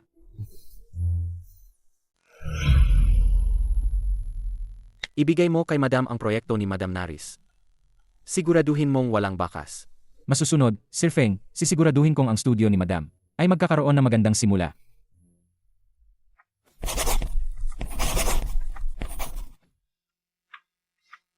Hello? Ang lakas ng swerte ko naman. Kilala sa Jinghai na socialite na si Madam Naris ay nag-request specifically para sa iyo. 7 digits ang design fee. 7 digits? Totoo ba yan? Totoo, pero medyo kulang sa oras. Kailangan na raw ipasa ngayong hapon. Ay sesend ko agad sa iyo ang design requirements. Pagtapos na to, ikaw na magtatriat sa akin. CJ, Siyempre. Maraming salamat, Ami.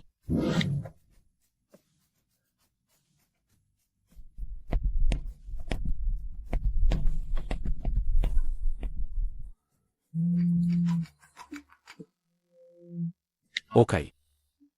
Yao Ning, free ka ba magkita? May importante akong kailangan iusap sa iyo.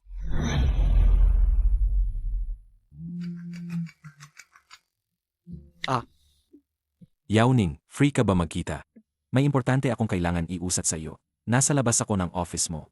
Tara, pumasok ka na.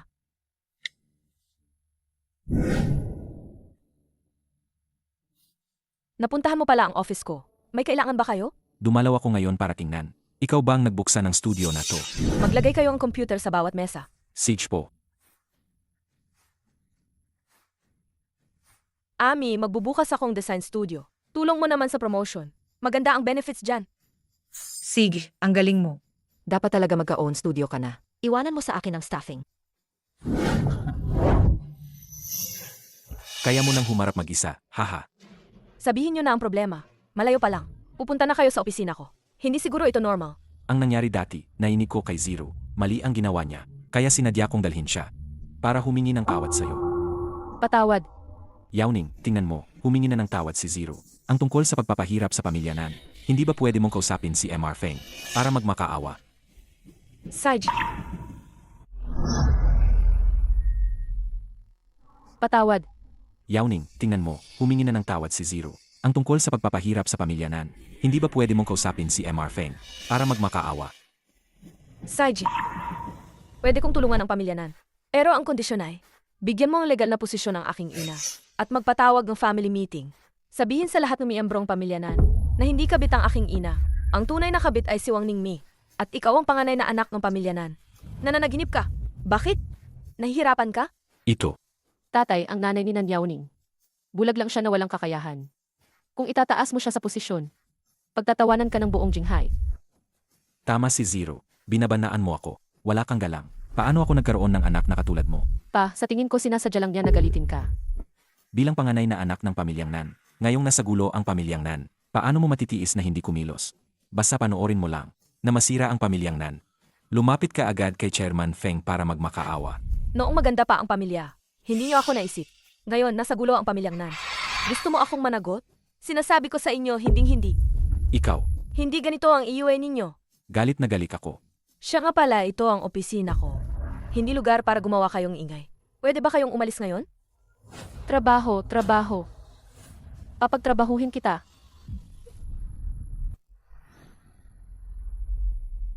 Siya nga pala, ito ang opisina ko. Hindi ito lugar para mag-ingay kayo. Akialis na kayo. Trabaho, trabaho. Papagtrabahuhin kita. Ang sulat kamay ko.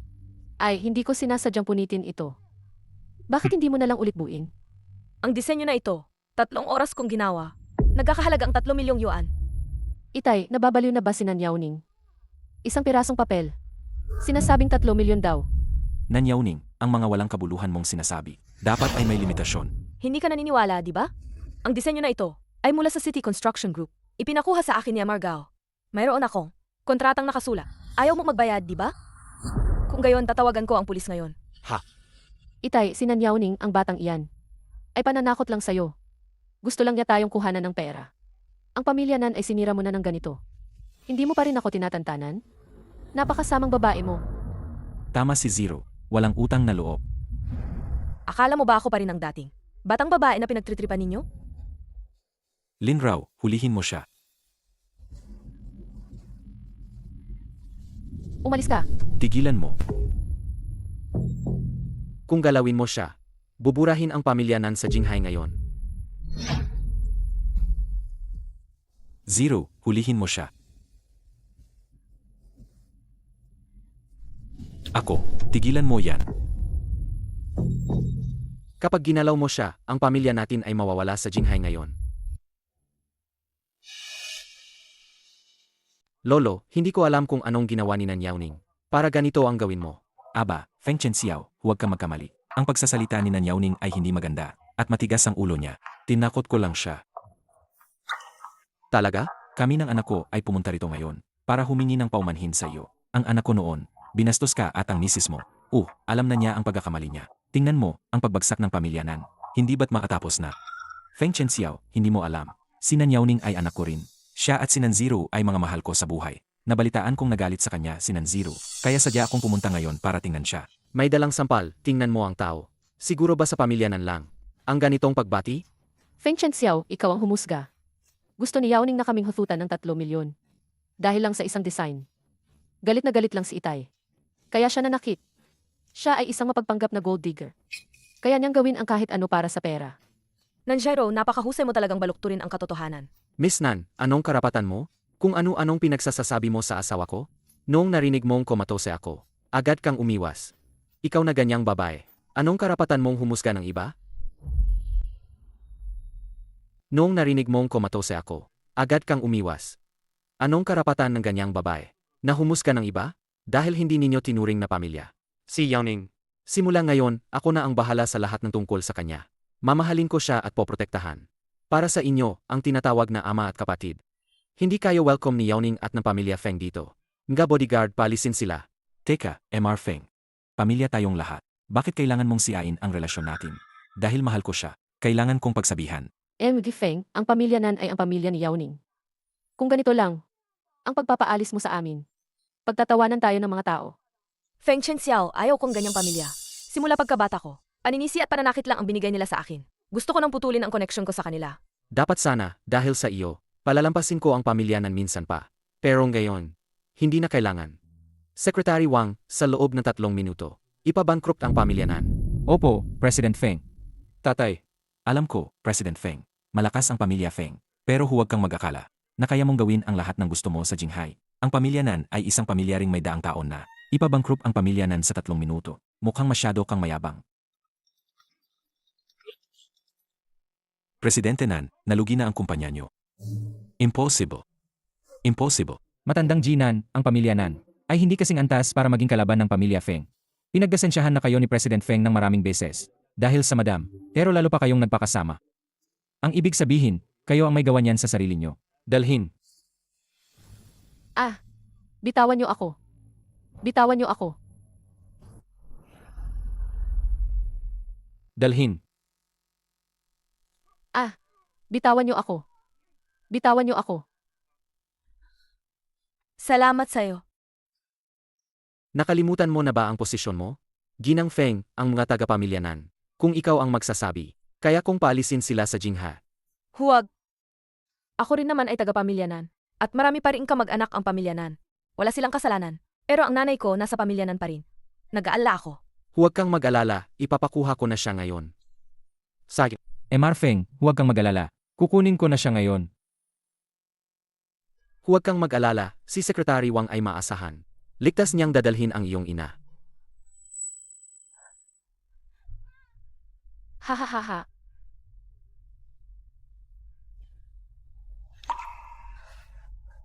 Naghirap ka. Basta masaya ka, hindi ako nahihirapan, anak. Tita, ako ang asawa ni Yaoning. Chen Wiao na lang ang itawag mo sa akin. Chen Xiao, tawagin mo na lang siyang ma. Chen Wiao na lang ang itawag mo sa akin. Chen Xiao, tawagin mo na lang siyang ma. Ma, Oh, anak. ma, dahil umalis ka na sa pamilya Nan. Bakit hindi ka na lang lumipat dito at manirahan sa amin? Mas marami tayo, mas maganda ang pag-aalaga. Gusto ni mama ng tahimik. Baka hindi siya masanay sa pamilya Feng. Meron akong villa. Sa Zhensubay. Bakit hindi ka na lang doon manirahan pansamantala? Magpapadala rin ako ng ilang bodyguard. Para protektahan ang kaligtasan ni mama. Napakalaking abala naman sa iyo. Bakit naman? Ikaw ang ina ni Yao-ning. Kaya pamilya na rin kita. Secretary Wang. Ihatid ninyo si Ginang Yu sa Zhenshubay.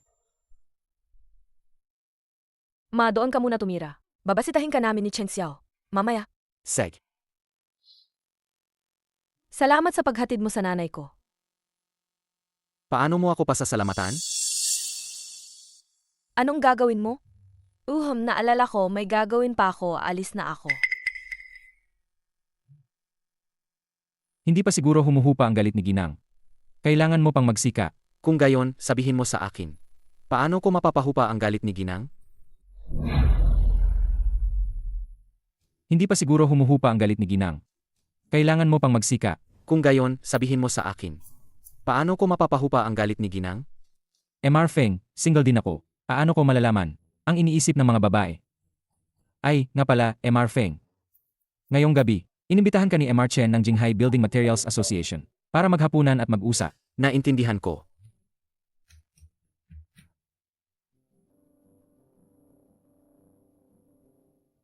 Ginang, masamang balita. Nalasing si MR Feng. Pwede mo ba siyang sunduin? Hindi talaga ako makaalis, kaya ikaw na lang po ang bahala. Pero kailangan ko pang baguhin ang design draft. Sa totoo lang, ang pag-upa ng studio mo ay naging napakadali dahil sa proyekto ng amusement park, isang napakalaking order. Lahat ay tinulungan ng C sa likod ng mga eksena. Hindi mahusay magsalita ang C, at ayaw niya ipaalam ko ito sa iyo. Siya pala yon. Bakit ang dami mong nainom? Sino ka? Nasaan ang asawa ko? Secretary Wang, ano nang ginawa mo? Tawagin mo ang iyong madam. Tanggalin mo ang mga babaeng yan. Tara na. Ako ang asawa mo. Sumakay na tayo ng kotse. Asawa? Sakay na sa kotse. Ano ang ginagawa mo? Asawa.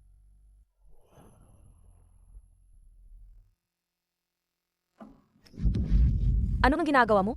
Uy, bakit mo ako binitawan? Ayoko. Asawa, pwede ba kitang halikan? Nanyauning. May asawa ka na. Kung mangyari ulit to, alam mo na ang gagawin mo, di ba?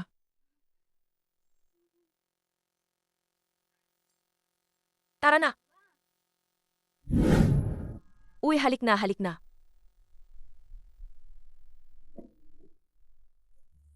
Sino yan? Ha, may tao. Nakikipaghalikan ako sa asawa ko. Sino ang mangangahas na gambalain kami? Naku, bakit ganyan siya kapag lasing? Pasensya na, sobrang lasing lang siya. Mag-asawa pala sila. Nagkapalambingan lang, Yemi. Naku, nakakahiya. Si Feng Chen Xiao, napakaseryoso niya kadalasan. Hindi ko akalaing ganito siya kapag lasing. Kumusta? Masama ba ang pakiramdam mo?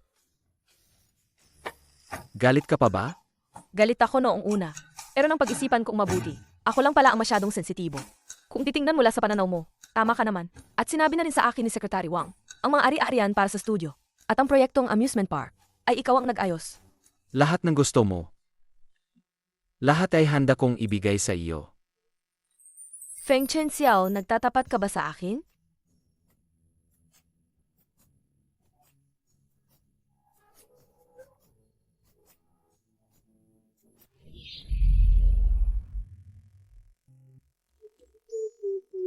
Lasing ako kagabi. Wala naman akong ginawang kakaiba, di ba? Nagtapat ka sa akin kagabi. Paano ko naman nasabi ang ganoong bagay? Hindi lang yan ang mga kakaibang sinabi mo Ano pa ang sinabi ko?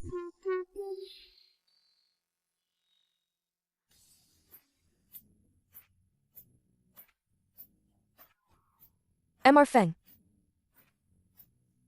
Ang cute mo kagabi. May gagawin pa ako, paalam.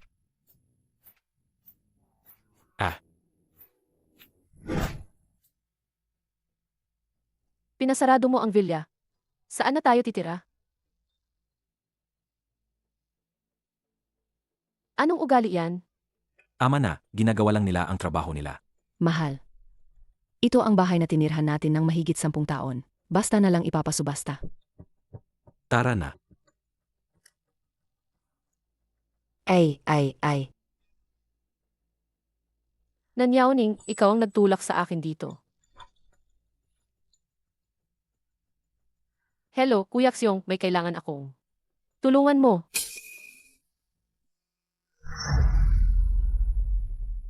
Nanyauning, ikaw ang nagtulak sa akin dito. 15, 15, 20. 15, 15, 20. 15, 15, 20. 15, 15, 20.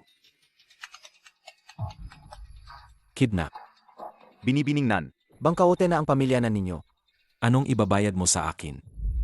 Gagamitin mo ba ang sarili mo? Nagbibiro lang si Kuya Xiong. Sa safety box ko, mayroon pa akong kwintas na diamante at esmeralda. Hindi ba baba sa 50 milyong yuan ang halaga sa merkado? Kung gusto mo, ibibigay ko sa iyo ang kwintas mamaya. Deal. Si Nanyauning ay nakatira sa West Villa, numero 136.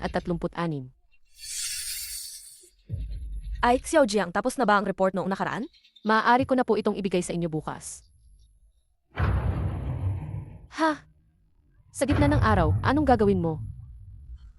Kung ayaw mong mamatay, umalis ka diyan.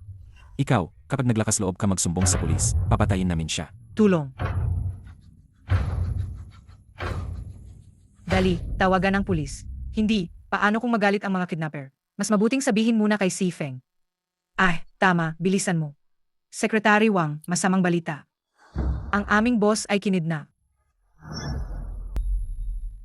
Mas mabuting sabihin muna kay Si Feng. Ay, tama, bilisan mo. Secretary Wang, masamang balita. Ang aming boss ay kinidnap. Sigu, may nangyari kay madam.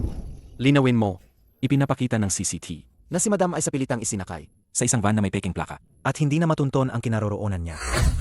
Hanapin siya sa buong syudad. Anuman ang paraan na gamitin mo. Sa loob ng araw na ito, kailangan mong matukoy ang lokasyon ng mga kidnapper.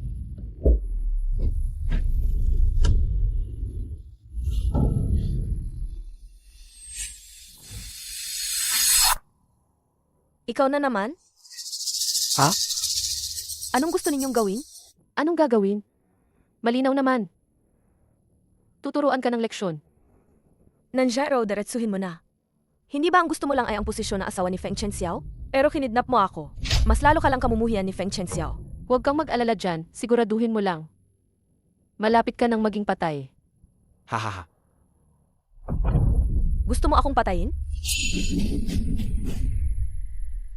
Ito ay isang lipunan na pinamamahalaan ng batas. Makukulong ka kapag pumatay kang tao. Huwag kang mag-alala, walang kihis dito. Mamamatay ka rito. Nang walang nakakaalam. Sa araw na ang iyong bangkay ay magsimulang mabulok at bumaho. Baka ako ay isa ng ginang Feng. Nanjio, hindi mo pa ba narinig? Ang isang patay ay isang white mo online. Kung papatay mo ako, baka habang buhay kang maalala ni Feng Chenxiao. Hindi mo pa rin magagawang maging ginang Feng. Tuwang-tuwa ka, ano? Hahaha, hindi ko naman sinasadya. Pero ipinaalala mo sa akin ganito. Sabihin mo kay Feng Chenxiao na gusto mong makipagdiborsyo sa kanya para mawala ang lahat ng pagmamahal niya sa iyo. Tapos pakakawalan kita. Ganito, personal mong sabihin kay Feng Chenxiao na gusto mong makipagdiborsyo sa kanya para mawala ang lahat ng pagmamahal niya sa iyo. Tapos pakakawalan kita. Ano sa tingin mo? Nakapagdesisyon ka na ba? Sige, pumapayag ako. Mukhang ang pagmamahal mo kay Feng Chenxiao ay ganito lang pala. Ang bilis naman mong pumayag na maghiwalay sa kanya? Palayain mo na ba ako ngayon? Siyempre, hindi. Sa salita lang walang basehan. At alam naman kung gaano kakadaya. Hindi ako maningyan. Ano pa hinihingi mo? Para sigurado. Dapat muna kitang bigyan ng aral. Hindi ako maningyan. Na magugustuhan ni Feng Chenxiao. Ang babaeng may peklat ang mukha. Huwag! Huwag mo yan! Nanyauning, akala mo ba sa oras na to? May karapatan ka pang magpili? Piliin mo, masira ang mukha mo. O mamatay ka na lang. Nanjiro, kumalma ka muna. Isipin mo naman ang pamilya mo. Tumahimik ka. Binlock na ng pamilya Feng ang pamilya Nan. MR Nan, ang Feng Corporation, ay nilagay na kayo sa blacklist. Hindi kami makikipag-away sa pamilya Feng. Yung mga shipment na to, hanapin nyo na lang ibang supplier. MR Wang. Ikaw naman ang pinakamalaking supplier sa Jinghai. Huwag nyo naman kaming ganito. Hoy, Manager Wang. Anong ginawa mo? Paano tayo napunta sa ganitong sitwasyon? Malinaw na si MR Feng ngayon ay inipilit na patayin ang pamilya Nan. Ang pagbagsak ng pamilya Nan ay dahil sa'yo. Huwag ka nang magpaligoy-ligoy, pumili ka na. Ako na. Ako na ang pipili para sa kanya.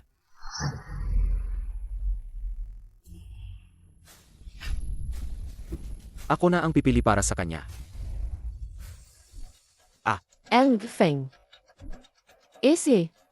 Hindi ba't napaka-arogante mo kanina? Nang kinidnap mo ang asawa ko. Ano, natatakot ka na ngayon? Eng Feng, pakinggan mo ang paliwanag ko. Ang unang kumalaban sa akin. Mukhang ang parusa sa pamilya Nan ay masyado pang magaan. Hindi ang pamilya ko ay nasa bingit na ng pagkalugi dahil sa'yo. Papatayin mo ba kami? Ang ginawa mo kay Yao Ning kanina. Libo-libong beses kang magbabayad. CJ, halika. Kung gayon, hayaan mong sinanyaw Ning ang sumama sa akin sa libingan. Ano ngayon? Elwig Feng, ang buhay ko. Kapalit ng walang kwentang buhay ni Nan Yao Ning. Sa tingin ko ay hindi lugi. Easy. Basta pakawalan mo lang siya. Anumang kondisyon mo, papayag ako. Wala akong gusto. Wala na akong natira. Gusto ko lang mamatay si Nan Yao Ning.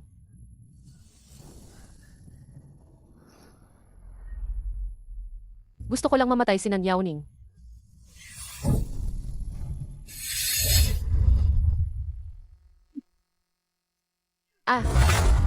AMEA. Dakpin siya.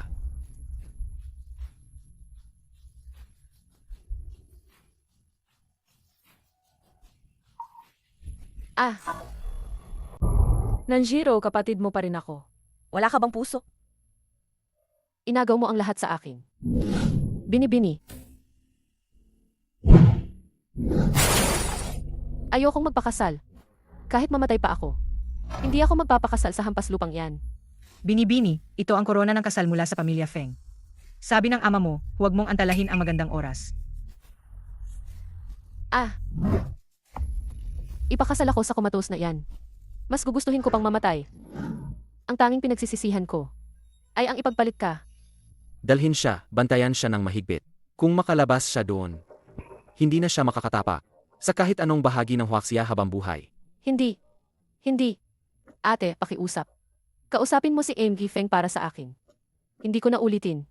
Masyadong madali para sa masamang babaeng yan. Ang taong ganyan ay hindi dapat ikalungkot ang pagkamatay.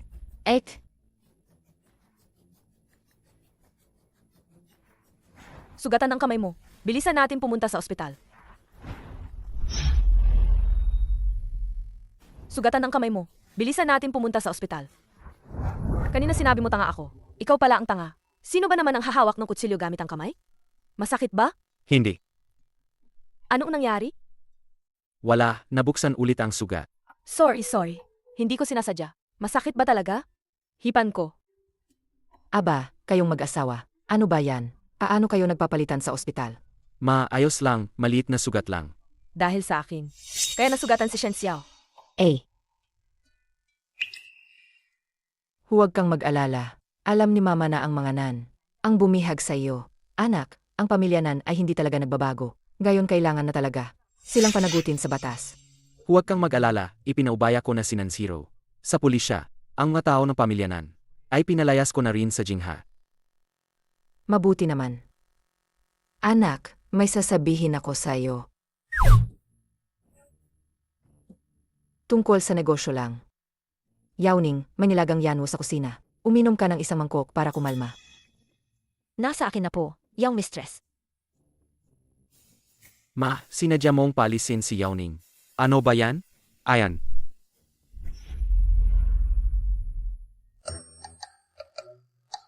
Sinadya mong palisin si Yao Ning. Ano ba yan? Umuwi na si Jiang Yingsu.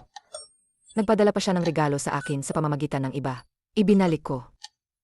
Nagpadala siya ng regalo sa'yo? Alam niya ba na gusto ko?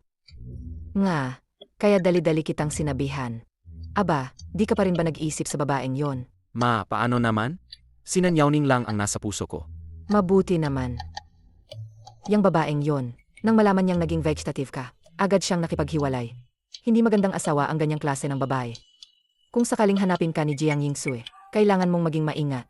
Huwag na huwag mong hayaan na magkaroon ng maling akala si Yao Ning. Naintindihan mo ba? Huwag kang mag-alala, ang Jede at ang Bato.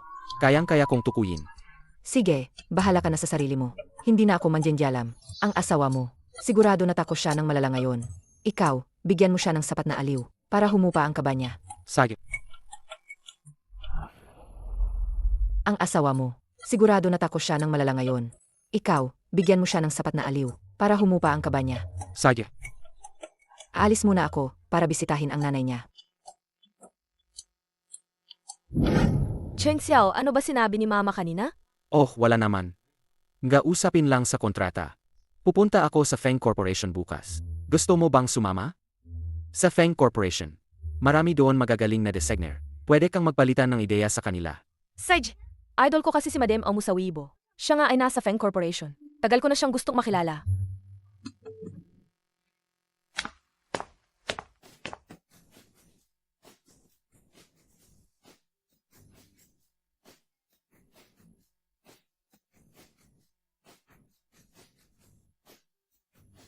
Dumait pala si President Feng sa opisina. Yung katabi niya, asawa ni President Feng siguro yon, di ba? Ang ganda. Nga, Dumait pala si President Feng sa opisina. Yung katabi niya, asawa ni President Feng siguro yon. Ang ganda talaga.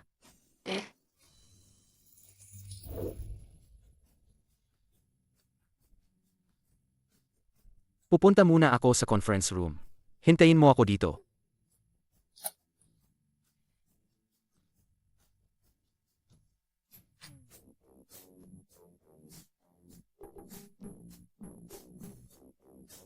Madam, ito po ang kinapabili sa akin ng C. Para sa inyo. Saj, pwede ka nang magpatuloy sa trabaho mo. Huwag mo na akong intindihin. Madam, huwag po kayong mahiya. Trabaho po namin ito. Huwag niyo po sanang isipin. Ex-girlfriend lang po ni C si Jiang Yingsu. Matagal na po siyang wala sa isip ng C. Ex-girlfriend? Hindi niyo po alam. Pasensya na ako. Ma'am. Secretary Wang, sana. Sabihin mo sa akin ang lahat ng alam mo. Si Feng, pasensya na po. Ex-girlfriend po ni C si Jiang Yingsu. Pero simula po nang mangyari ang insidente sa C, si Jiang Yingsu po ay unilateral na. Nakipaghiwalay sa kanya. Nalaman po siguro ni Jiang Yingsu na nagising na ang C, kaya sinadya niya pong gamitin ang proyekto para hanapin siya. Hindi po alam ng si Feng ang tungkol dito. Huwag po kayong magkamali ng akala. Naintindihan ko. Pwede ka nang lumabas. Ma'am.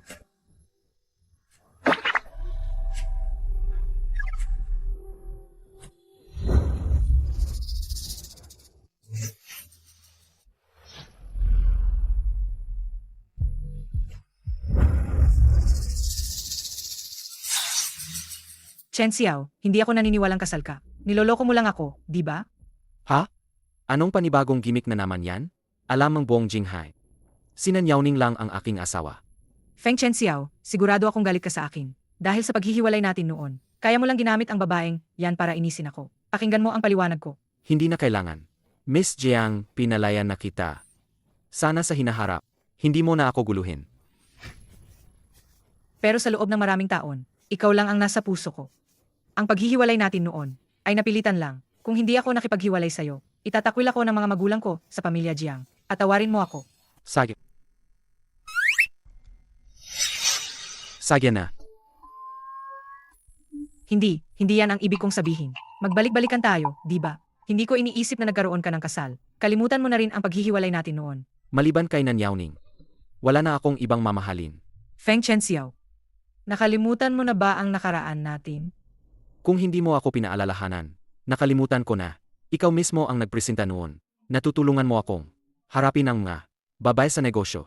Sa totoo lang, Miss Jiang, hindi ka nga may tuturing na ex-girlfriend ko.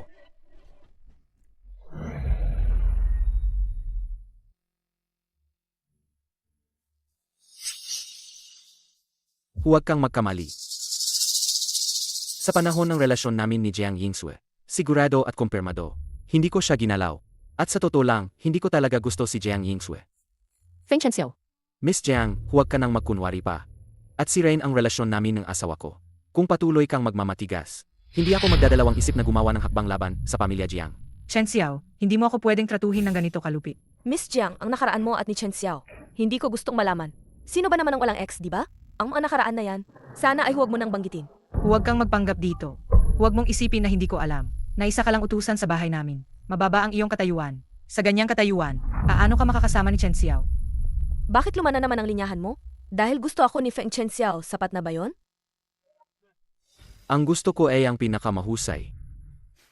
Miss Jiang, kung patuloy kang magmamatigas, ang kaso ng suhol at money laundering ng pamilya Jiang, hindi ako magdadalawang isip na ilantad sa publiko. Chen Xiao, nagkamali ako. Hindi ko pwedeng sabihin sa iba. Hindi ka pa alis?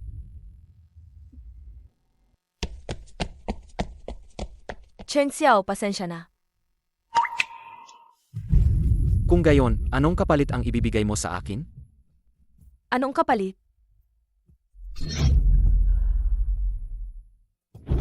Kung gayon, anong kapalit ang ibibigay mo sa akin? Anong kapalit? Ay naku. Ay naku. Hahaha. Ehem, ang tanga kong anak na ito. Sa wakas, nagkaisip na, hahaha. Kanina, nakita kong tumakbo palabas si Jiang Yingsue. Ang mukha niya, naku. Yao-ning, hindi ka naman siguro nagkamali ng pagkakaintindi, di ba?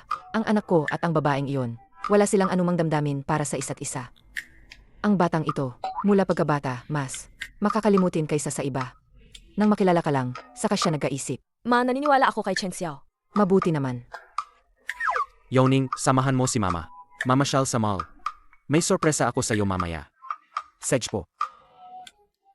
Tara na.